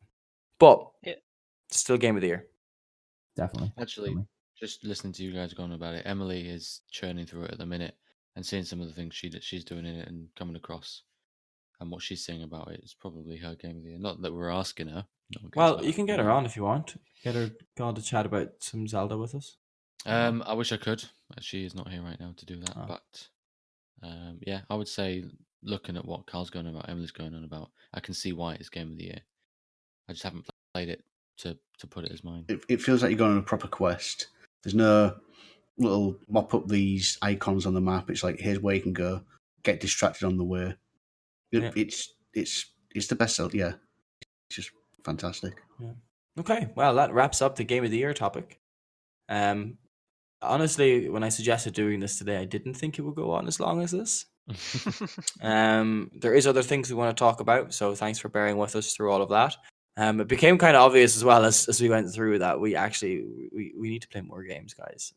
Yes. Yeah, I'm quite limited in what I'm playing these days. Like so, yeah. even like games like Destiny and stuff, just want you to keep coming back and keep coming back. And I tried this year to play more games, but then I just it's just so easy to just sit down and play like a game of FIFA and just chill out, you know. Mm-hmm. I was looking at the list of 2017 releases to see if I'd played something else to give it game of the year, and actually, there isn't that much I've played in the list of releases this year. But this year's been great for games. It's been been fantastic. amazing for games. I'm just looking through now, and I won at least half of these games. It's been amazing for games and for music as a hip hop fan. Yeah, no, it's been cracking here.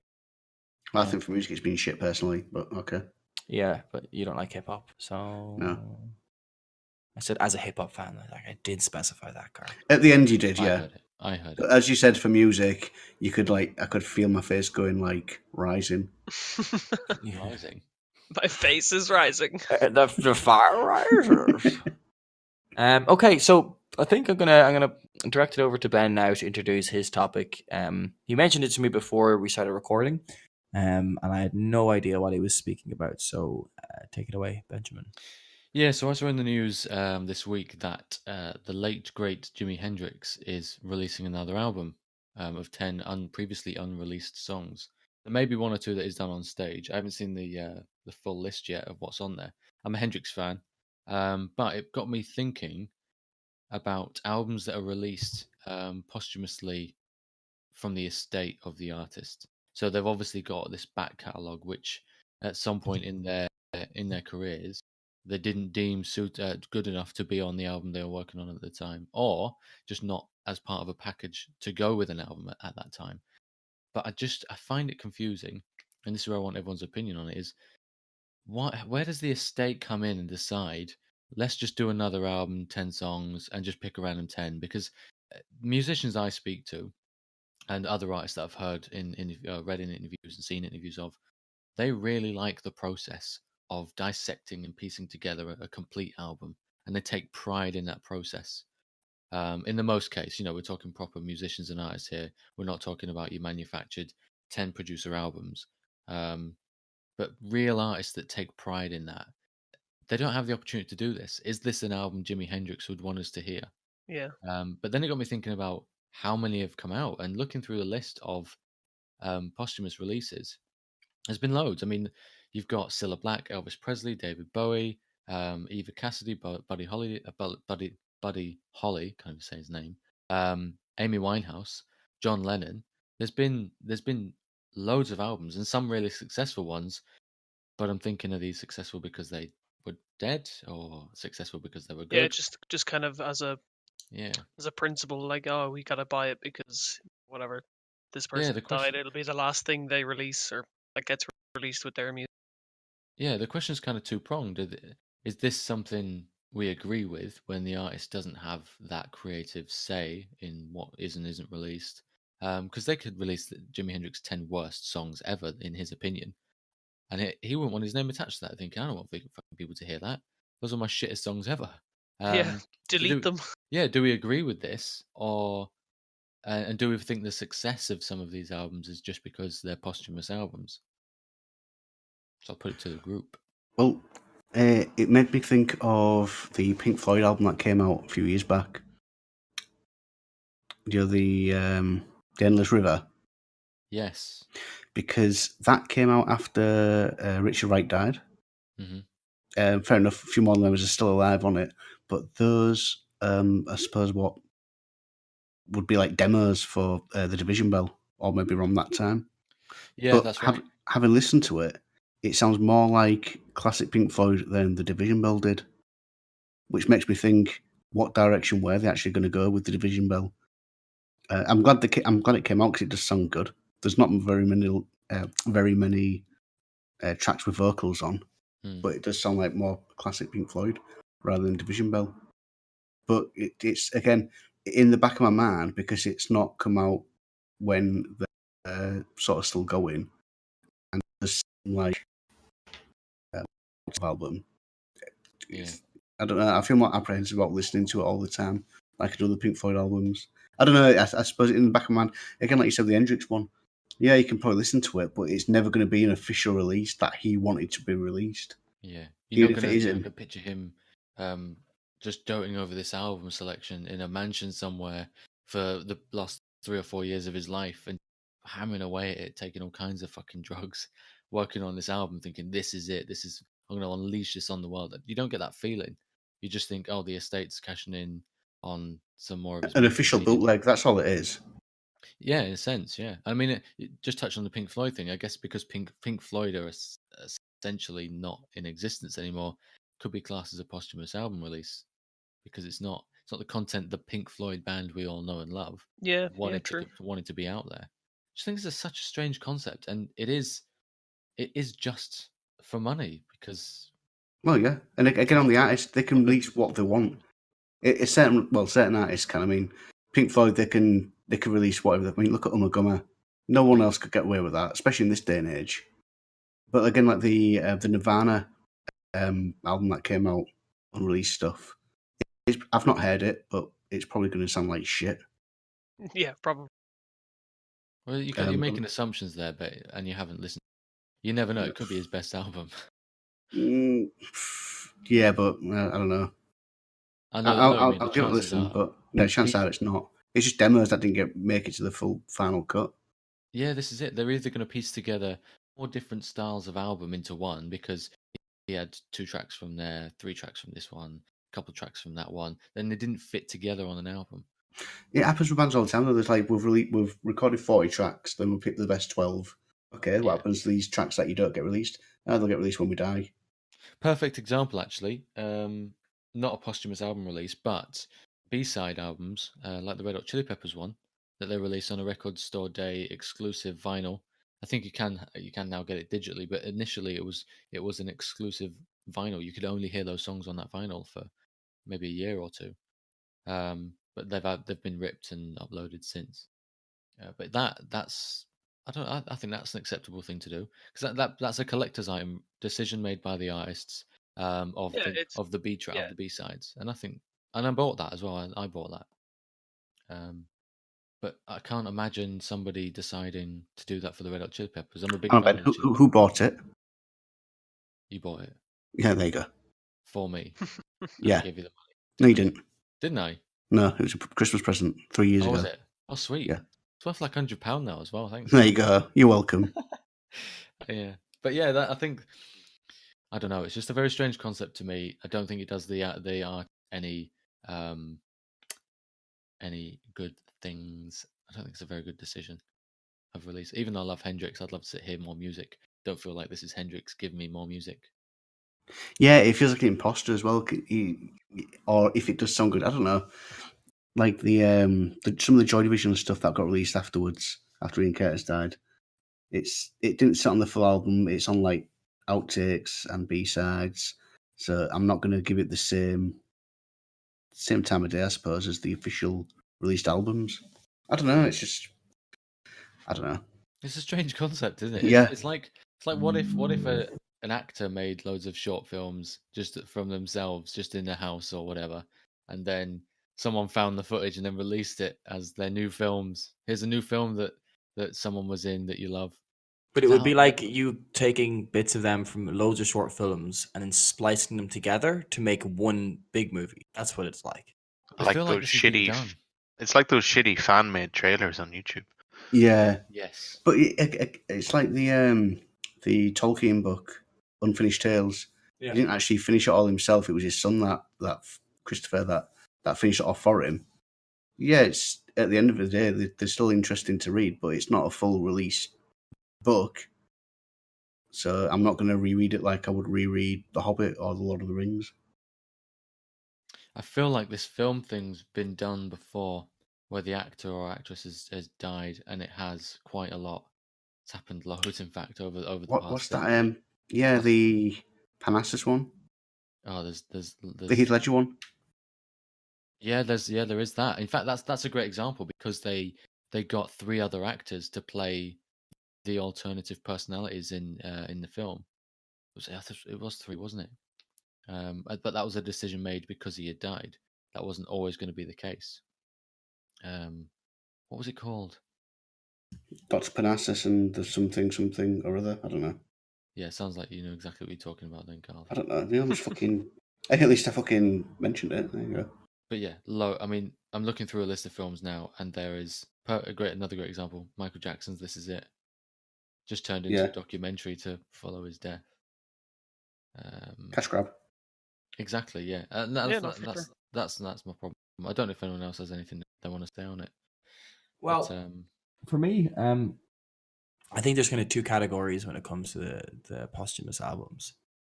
So there is ones where the estate just kind of grabs bits of music recorded, splices them together, and then gets other musicians in to work on it and add, their own musical talents to make it into a project.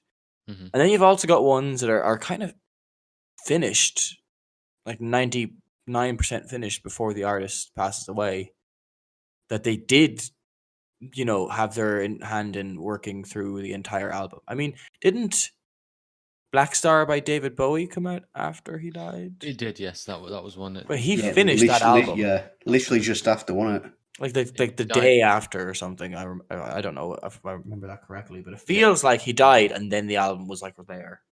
Yeah, like that album was recorded by a man who knew he was dying. Yes, which I think makes the album extra special as well. Probably. Yeah. So if anything, that makes it better. Yeah. I've still not heard it. I've got it ready to listen to, but I've not brought myself to listen to it yet. Yeah, I think it could be album of the year for 2016, maybe. Maybe, at least outside of hip hop for me. It's not one I've listened to, so I might go back and it's haunting in many ways, but also very beautiful. But I feel like you've got Life After Death by the notorious B.I.G, where most of it was already recorded before he passed away. Yeah. And that dropped nearly immediately afterwards as well, where most of the music, if not all of the music, was Biggie, But then you've got stuff like Born Again by Biggie, which was a good bit after his death, where they've taken verses he recorded for demos and stuff, taken different verses, and then picked a beat, just and jammed played it over the beat with other rappers coming in. But it's like Biggie. How do you know Biggie would have picked that beat? That production. Like chances are he wouldn't have. It's fully being used, isn't it? And that fucks with me. That for me, there's two Biggie albums. The first third one just doesn't count. And then there's more than just a third. Like they released a lot of posthumous stuff for him. We have the first one, Born to Die, and then Life After Death, which was released after his death, and then Born Again, or is it Born to Die? Is that his first fucking album, or am I just? But anyway, can't stand that shit afterwards. The example I thought of as soon as we were talking about actors just off on a little tangent, was the Star Wars Ready The to Last Die. Jedi? It's Ready to Die, not Born to Die. I was getting confused with Born Again. Excuse me. Yeah, Star Wars: The Last Jedi, which is going to be released after Carrie Fisher's death, and obviously because it's not out yet and she's dead. But I think there was bits of the film that hadn't finished with, and they had to still use her image digitally somehow. Yeah, I imagine they would just get an actor or the actress. visual dictionary leaked for The Last Jedi. You know those big books with all the pictures Yeah, that they always release for Star Wars movies, and it spoils a lot of the plot.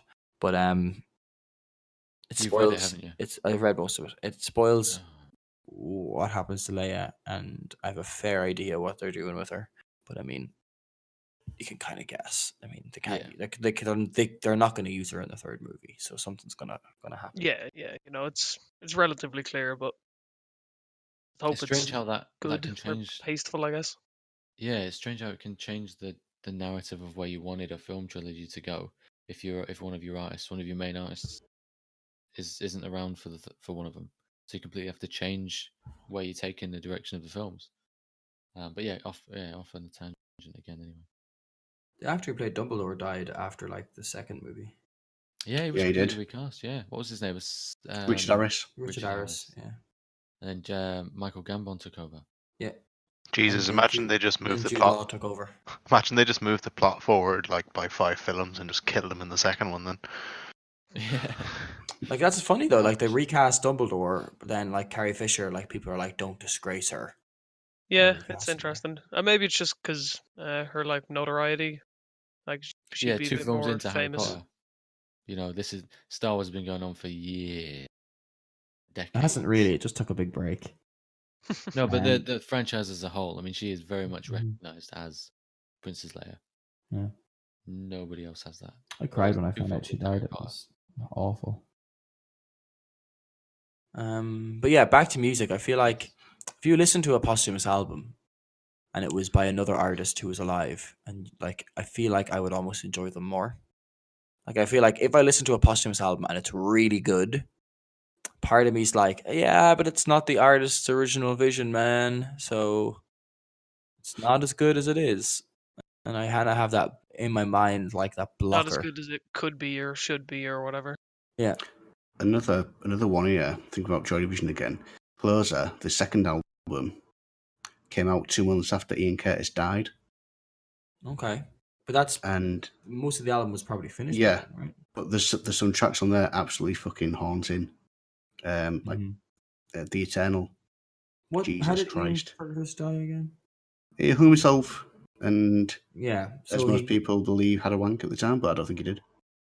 Oh, like he was jerking it while choking himself? Yeah, but I think he just hung himself. I don't know. Okay. There's Okay. I've just found an article which has the best posthumous album releases. I'm looking at a few of them here as well. Yeah, Janis Joplin, when she died in 1971, she died while recording her first solo album, leaving 1 track as an instrumental. So no vocals were even put over the track. Oh, okay, that's an interesting way to do it. So I assume she would have had the instrumental sorted before, so they just leave it on. Okay. And Big L, who was an amazing hip hop artist, recorded an album in '99, and then was murdered, and they released the album in 2000. But as far as I know, most of it was finished in '99 and ready to release, but they delayed it because of his murder. I think Big L is the guy who found Jay-Z. Actually, I'm not too sure on that. I'm pretty sure my history's right there. What about Tupac? Tupac as well. They released a lot of stuff. Until the End of Time was one they released. Better Days, I think, was another one. And they did the Loyal stuff to the where Game. they just took pieces of recordings and then made a song. Yeah, it's easier to do it with hip hop than I think with like other genres where there's more instrumentation, because rappers will have freestyles. They'll have just like there'll be recordings of them just sitting around the studio. Yeah, or they'll have like spoken rhyming word phrases they use all the time and stuff like that. Yeah, it's so much easier to just get someone's voice and play it over a beat, because a lot of hip hop, like a lot of rappers especially, won't produce as well as rap. they'll just pick beats. So someone just was like, "Oh, this is a beat that Tupac would rap over," and they just like get old recordings from him and clean them up, and it's like, "Here's a Tupac song." It's like, no, it's not. That's not a Tupac song. Barely qualifies. I'm trying to think of any other ones. Like who? I'm trying to think of. There was a John Lennon one, wasn't there? Honey, Milk and Honey, or something. Yeah, It was Milk and released Honey after his with death. Yoko Ono. There's also Marvin Gaye had one. Yeah. Which he actually finished with a producer and then shelved it, and then in 1977 he went back to that and then shelved it again, but did no more on it. But that was released. That was his third one. The third one that came out, his third posthumous album release. There's two others before, but I think musicians will have stuff like that. Where they'll have albums they're not fully happy with, that they'll go back to rework and go back to and just tweak.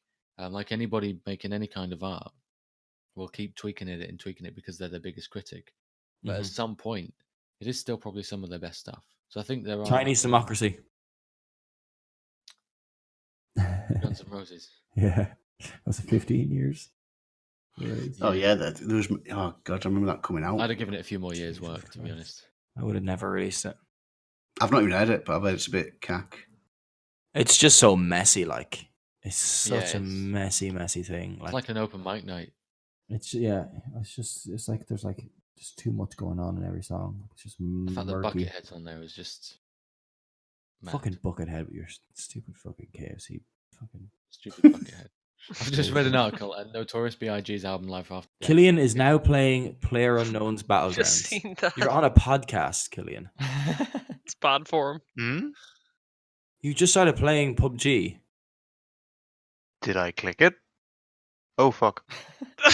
It just opened up. I'm sure. Oh What's yeah, an accident? he's like. Hang on, I'm gonna kill it. Yeah, I was just saying, Life After Death. I released you posthumously. Is the number one most essential posthumous album. Sorry, I missed that. What? Notorious B.I.G's Life After Death, released in there you go. 1997, is the single most essential posthumous album as of 2015. There you go. I don't know who wrote the article, but Black Star's pretty up there as well. That's 2016, so it was after the the article. On a kind of on the same vein, but slightly different. Not necessarily dealing with the death of an artist. You guys have heard about Once Upon a Time in Shaolin, which was the album that Wu-Tang Clan sold to Martin Shkreli. It was like a one of one. Yes. And then he is now in prison, and they're trying to like sell it to somebody else. He spent like $2 million on it. Doesn't it technically belong to the US government now as well? There's some weird legalities. There was a guy who was trying to buy it. A guy from the music industry was trying to buy it, and he was going to release it for free. It was like contacting Shkreli's lawyers and stuff, but they weren't. They wanted him to meet them at an undisclosed location with a duffel bag full of the money instead of transferring it. Of course. Wasn't that loophole where Bill Murray's allowed to fucking steal it or some shit? I have no idea what happened. Yeah, I heard about that. Yeah. Yeah, Bill Murray's. There's like some in the contract, like, yeah, you can do what you want. It's his, but Bill Murray's allowed to steal it or some shit like that. What? Yeah, without persecution or something. Yeah, so like Bill Murray can just like break into the guy's place and just like nab it. So now that he's in prison, why is he not doing that? Yeah, has anyone told Bill Murray? Yeah. Is he even aware of this? Like, I fuck no, it's Bill Murray. He just fucking drives around in his golf cart, doesn't he? Fucking sneaking coke. So yeah, one section of the contract was that the buying. So this is literally a statement in the contract. The buying party also agrees that at any time during the stipulated 88-year period, the seller may legally plan and attempt to execute one heist or caper to steal back Once Upon a Time in Shaolin, which, if successful, will return all ownership rights to the seller. Said heist or caper can only be undertaken by currently active members of the Wu-Tang Clan and/or actor Bill Murray, with no legal repercussions. That is incredible. I would love to see a movie like Ocean's 11 that involves all 9 members of the Wu-Tang Clan and Bill Murray. There is literally. See, the thing is, he'd do it as well. It says, I'd love to see a movie about this heist caper. It would be the best movie of all time. And somebody replied and put, Argo meets Ocean's 11 starring the Wu-Tang Clan. Who doesn't greenlight this? Yeah, that's incredible. It's That'd be fantastic. so good. That would be a good film. But anyway, the album itself apparently was produced mostly by RZA and what's his name? Oh my god, I'm so hungover. I'm Method making a Man? fool of myself. Not Method Man, Deck no. the deck. The guy who designed the Wu-Tang logo, who did loads of the production on their newest album. Mathematics. No, it's not Mathematics. DJ Mathematics. Hold on. I need to check this. This is driving me mad. Give me 1 second. Talk about something else. Talk amongst yourselves, everybody. Yeah, I've got one for you here. Go on. Yeah, In you're right, Darren. Sorry. within the next year, Sony's going to let you change your PSN ID. Wait. What, What like did you change yours to, your Carl? name? Yeah, you can change PSN ID to whatever you want within the next year. Also, another thing here, the Shadow of the Colossus remake on PS4. Are you just reading off random news article? Well, yeah, it's insane shit. It's You need to put elevator shit. music over this bit. I don't know why I said elevator. You need to put shit lift music over this bit while Darren disappears. There we go. Shadow of the Colossus. You can either have 60 frames per second performance mode or cinematic mode with better graphics. Yeah, I'll be all over. Finally, I can change my PSN name because I made that when I was 15 and I want to change it. We covered this in the first podcast or one of the early ones. Shadow of the Colossus just coming out on PS4. Yeah, the remake in February. The day before my birthday. Killian, if you say you weren't aware of the fact that they were remaking Shadow of the Colossus, I swear to God. No, I did. I just wasn't sure if it was singular on PS4 or if they were porting it other places. No, well, yeah, it's owned by, I think Sony own it. But yeah, it was DJ Mathematics or just Mathematics, so I'm happy with that. But the point is that RZA and Mathematics made the album and then basically just phoned in verses from the Wu-Tang Clan. So at no point the Wu-Tang Clan were ever in a room together recording it, and I think it's even the same for their newest album, as well, which is just kind of like just doesn't sit well with me. Like they're just like in their own like homes or whatever, just sending files to each other. Yeah. It's like that's not the. Just it's not the way of old. Like the Wu-Tang long distance relationships. Yeah. Although technically the Saga Continues, which is the one that came out this year, isn't a Wu-Tang Clan album. It's just a Wu-Tang album. Oh, just Wu-Tang. Okay. Not the Wu-Tang Clan, which is like the core group, because that's weird. They have like the Wu-Tang family. I didn't know that. Interesting. So yeah, posthumous albums. Anyone have any kind of final thoughts or notes? I'm just not a fan. Not a fan. Cool. Yeah, I think it's just dependent, like Darren was saying. If it's something that's been basically finished, then the artist dies. I don't have a problem with it. But if it's something that's just being thrown together by like the estate or their older producers or whatever, then I could do without it. Even if it is good, it's going to be seen as the black sheep because it's never an official release with like all consenting members. I think the ones to definitely get are the ones where the artist knew they were dying. That's always going to be something a bit. You'll have a different perspective on the album. Massively. Did Johnny Cash do something like that as well? Oh, I don't know. Didn't he like record some stuff? I feel like when we were like did the version of Hurt, he was like slipping away, and he was well aware of that as well. It was him looking back at his life and feeling shit.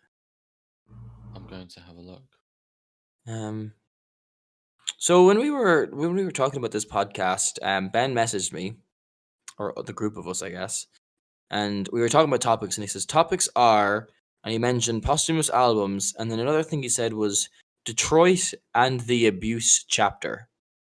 Yeah, and I didn't know how to I read that. I read that, and I was like, "What the fuck is he talking about?" And I haven't Googled anything. I don't know. I literally don't know what that's in reference to. So if it's okay with everybody, can we please talk about what this mysterious topic is? I put it in the chat a few days ago. Okay, I'm sorry. I don't always look at everything that happens in the chat. And the podcast listeners don't have access to the chat, Carl. Yeah, but I've had an absolutely crazy week. Like I've been working crazy hours. Everything's been super stressful, so I haven't really been paying too much attention. I haven't even seen the new Kojima trailer for what you call it? The new game. Death Stranding. I haven't seen the newest one of that. Like I'm just all over the place. Get your daily dose of weird. What is Detroit Abuse chapter? Is this a new game? Yeah, it's new game by David Cage. It's like sci-fi, another like heavy rain sort of heavy narrative game. This is based on Detroit. sci-fi. I think I've heard it. It's called Detroit, right? Detroit Become Human. Yeah, I've heard about this. Yeah, okay. I haven't seen any trailers though. it looks interesting. It's sort of like Replicants. Again, it's another generic sci-fi game where we make robots that do what we want. But there's a part in particular that was shown at, I think it was E3, the original this trailer in particular, where you play this robot. Paris Games Week. Is it Paris Games Week? Yeah. Okay. You observe this family, father and daughter, and you can intervene at this point. Well, during part of it, he's abusing the daughter. I think we should clarify what's shown as abusing here. I don't think it goes full hog as in physical or sexual abuse. It's some of the images on the trailer were suggestive. He's basically an angry drunk man, and he beats the child. And I think is the mum dead as well? Did the mum die? Yeah, she's never shown or mentioned. Yeah, I think that's the and the android robot is observing this. Yeah, because you play the android part, I think, on this, and you're told to obey the human, but you become like self-aware, and I think you can like intervene with it, or you can choose not to. Gotcha. And this is where the arguments come in the media: is that there is a interactive option to allow or to disallow child abuse to go forward. And I don't think it is as cut and dry as that in the options, because the trailer plays out in different aspects. So you can intervene at different parts, and how you intervene isn't 100% clear. So it's not as if you stop him and then it's the end of the abuse. It's not like that, and it's not like you can not stop him and the abuse goes on. It's not as cut and dry as that. There's loads of options and loads of possible outcomes, which I think is one of the big selling points of the game. But the fact that there is this child abuse trailer that's out there has caused a lot of stir in the media. And there's two sides of the argument. One side is that it's in books, it's in films, it's in TV. Why can't it be in games? Yeah. And then the other side is, well, in games, there's the interactive element. Like if you're reading a book, you've got two choices. You stop reading or you carry on reading. It's as simple as that. Same with the film, same with the TV. You either same with the game out or stop playing. It doesn't. But in a game, yeah, in a film or book or TV, it's predetermined as well. So the abuse will or won't happen. In most cases, if it's trying to create the point, it's either suggested or it will go ahead. Whereas in this, you've got the opportunity to stop it, and people are worried that there's certain individuals out there which will choose on purpose to try and make it happen. Why are they worried about that? It's not something anyone needs to worry about. It's like, oh, we're worried about this person playing a game in a particular way. Oh no. It's a very good question, actually. Yeah. In a nutshell, why are people getting worked? Like to me, that doesn't make any sense. I mean, then the game developers track who lets the abuse happen and sends the police around to their house. Oh man, imagine that happening. What if you just made a poor decision and it happened, and there's police knocking on your door? You should have pressed Go X. on a list somewhere. Or you drop your controller and you shoot the girl in the head or something. Go get takeaway at the door, and she's dead when you come back. Is it that big of a deal? I mean, because in GTA, the first thing I do in GTA is get a dirty prostitute and fucking kill her afterwards to get my money back. Exactly. Yeah? Like, should you be arrested? No, you shouldn't be playing a game. Because it's a fucking game. It's not real life. In real life, I'm not going to let abuse happen. Of course, because I'm not a fucking heartless cold fuck. It's not when Carl goes to a new city, just first thing he does, he gets a dirty prostitute and then just kill her to get his money back. Yeah. That's not how it works. It's his rite of passage. No city is safe. Blackpool. We got to ask the question though: is it because that you know there's no consequences that you do it? Is that why you do it, or like do you secretly want? I mean, it's a plot device. You know, that's what it is to me, and it's not like some kind of decision that reflects on your morality. Well, I guess it does. I mean, in a very, very shallow way, but I don't think it's something that defines a part of your personality. What you do in a game, I mean, like I play games where I kill people all the time. I'm not gonna go kill someone, you know. Would you kill someone if the consequences were equal to that of a video game, where you can just suffer no consequences? Yeah, why not? Well, I mean, if See it what it's was like. You heard it exactly here the first, same, guys. if it But was in the same exactly vein- the same as a video game, in the sense that I would suffer no consequences, like, you know, like mentally, like nobody else suffers a consequence. Of The person dying. I kill doesn't Yeah. die or whatever, Yeah. you know. Then yeah, I guess.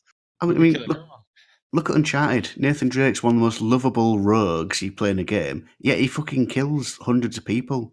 There's no psychological trauma. He's a mass murderer. Yeah. Yeah.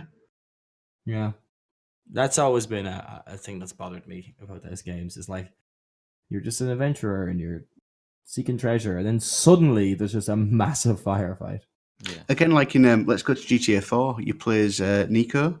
Mhm. He goes there because he wants to make a better life for himself. Yeah, you as the player got no qualms about just fucking laying waste to hundreds of people. Mm-hmm. Yeah, he comes to the next mission. Oh, I've come here for a better life, to make a better life for myself, to earn money to send back to my family back in Russia or wherever it is. Okay, go murder these 20 Yeah. people. Yeah. I think there's no reason why something like this can't have a place in gaming. And I think the way they're doing it is clever, where there isn't a predetermined option of let the kid have it or save the kid. It's not like you choose an option A or B. And I think that's the clever way of going about it. But if murder can be so prevalent in games right now, where literally nearly every game you'll pick up, you'll be killing some motherfucker. Then why can't other crimes, let's say, or other inhumane Subjects. Yeah, other subjects. Yeah, I think this is.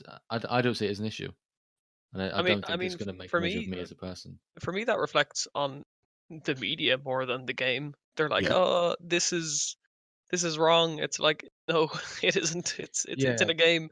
To be fair, like every game from the start of games is about like shooting something, blowing something up, beating someone else, because the whole thing of it, a game, is you're against someone. There's an adversary. Competition. Yeah. Yeah. You know, like even well, think like Super Mario. One of the first Super Mario's, you're still like stepping on motherfuckers. You know. Yeah, you don't ban that like you might step on a fucking terrapin. I think it says more about the media. Would you step on a mushroom in real life? See children running out and just stamping the shit out of fields, like. I think it says a lot more about the media and the fact that they have this habit of creating their own eggshells that they feel they need to tread on. Yeah, for sure. No one's got an issue with it at all. So I think they have made this an issue because It's fake even news. just searching the game, there's one article in the top few hits which mentions that there's a domestic violence scene in Players Control, which I think is oversimplification, but still, I don't see it as an issue. None of these characters are real. It's not depicting a real life scenario involving these people. It's a game. So like, you know, a movie addressing a topic and people being like, "Oh, if you watch that, you're a bad person." You know, it doesn't make any sense. Yeah, I mean, there are some films out there with some very horrible scenes. Some adverts out there with some very horrible scenes. Have you ever seen? I'll always talk about this again. Happiness, the film. Yeah. No, I haven't. Philip Seymour Hoffman's in it. I recommend watching it. At the end of watching it, I was like, does it feel right that I like this film? It's a film that tries to make you sympathise with a paedophile by the end of it. But it's a very good film with some good stories in it. Okay. So I don't know. It's a good film. Let's leave it at that. You can tell even just you talking about that, you can still tell now you're apprehensive in talking about the film because of its subject matter, which is understandable. But the fact that it's a film delivering a message about this is what's going on. This is this person. Oh, by the way, he's a paedophile. Why do we always talk about shit and paedophiles on nearly every podcast? By the way, but anyway, it just happens. It's pedophilia and feces just gets mentioned. Yeah, every podcast. Yeah, but yeah, I even just then, just listen to you explain the film, can tell you're still apprehensive because of what it was about. And a Serbian film as well. I've seen that movie. Of course, everyone's seen that movie. Yeah, I haven't seen that movie yet. You don't. I've seen it, so you don't have to. You can call me a hero. Thanks for taking that bullet for me. I read about it. Unfortunately, I read about it because it was so graphic and so disturbing to people. But then in those articles, they always tell you what the disturbing things are. There's a scene where this happens, and then this happens, and audiences were vomiting and running out and fainting. And you're like, okay, I gotta watch this. But now I also know what I'm going to see because you've already told me. Well, I didn't know what to expect, right? My mate said, "Oh, it's newborn porn," and I thought it was like a new term for like a new sort of shocking cinema. And I was like, "Okay, yeah, I'll fucking watch that." I didn't realize it literally meant newborn porn. Yeah, it does sound like more of a not actually what it is. Yeah, like new wave synth. Yeah, and it wasn't what I was expecting. It was just the sound. Oh my god, the sound. Horrible. Mm-hmm. Thanks for that. I won't watch that, Carl. Thanks. Yeah, don't. Yeah, I'm not going anywhere near that. Watch Happiness. Don't watch Serbian Film. In fact, don't. Yeah. In fact, if you watch anything, just watch fucking My Little Pony. Get on with it. Speaking of watching movies, I would like to remind everybody that for next week we are starting off our weekly Marvel watch. Starting off with the first of the cinematic universe, which is Iron Man, also known as Tony. Tony Stark. There was a builders in a cave with a box. You know, we had a conversation, Darren, about what was in Phase 1 and Phase 2. And you thought Ant-Man wasn't in Phase 2. Was that right? Yep. Yeah. I have picked up and took a photograph of the Marvel Studios Cinematic Universe Phase 1 and Phase 2 box sets. And right at the bottom of Phase 2 is Ant-Man. Well, you're fucking wrong because Phase 1, Phase 2, and Phase 3... Everyone's wrong!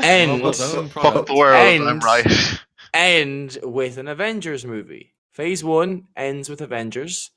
Phase 2 ends with Age of Ultron. Phase 3 ends with the Infinity War movies. That's how it works. So I'm just going to send that picture in the chat of Marvel's own DVD release. Yeah, Marvel are fucking wrong. Marvel, come at me. You're wrong. You don't know what you're doing. They've got the money to come after you. You know that, don't you? They'll shave off your hair and make you... Darren has the backbone. He can take it.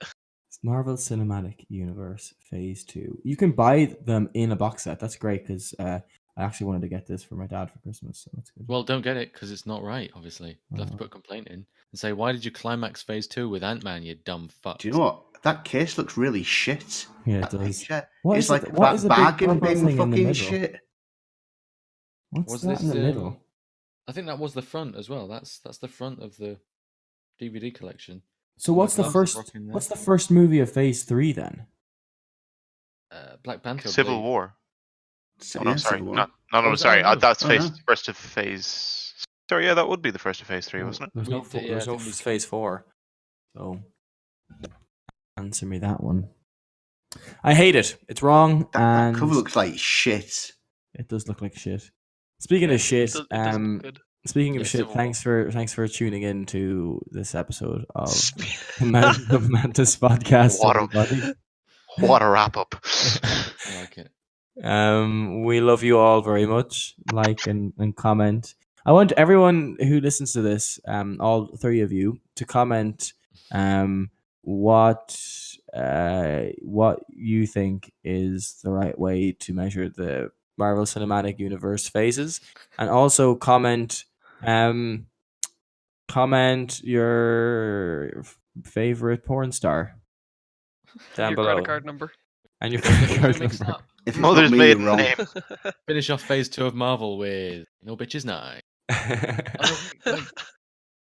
Okay, thanks everybody. Let's wave at the camera and do a slow pan out and say bye at the same time. Bye.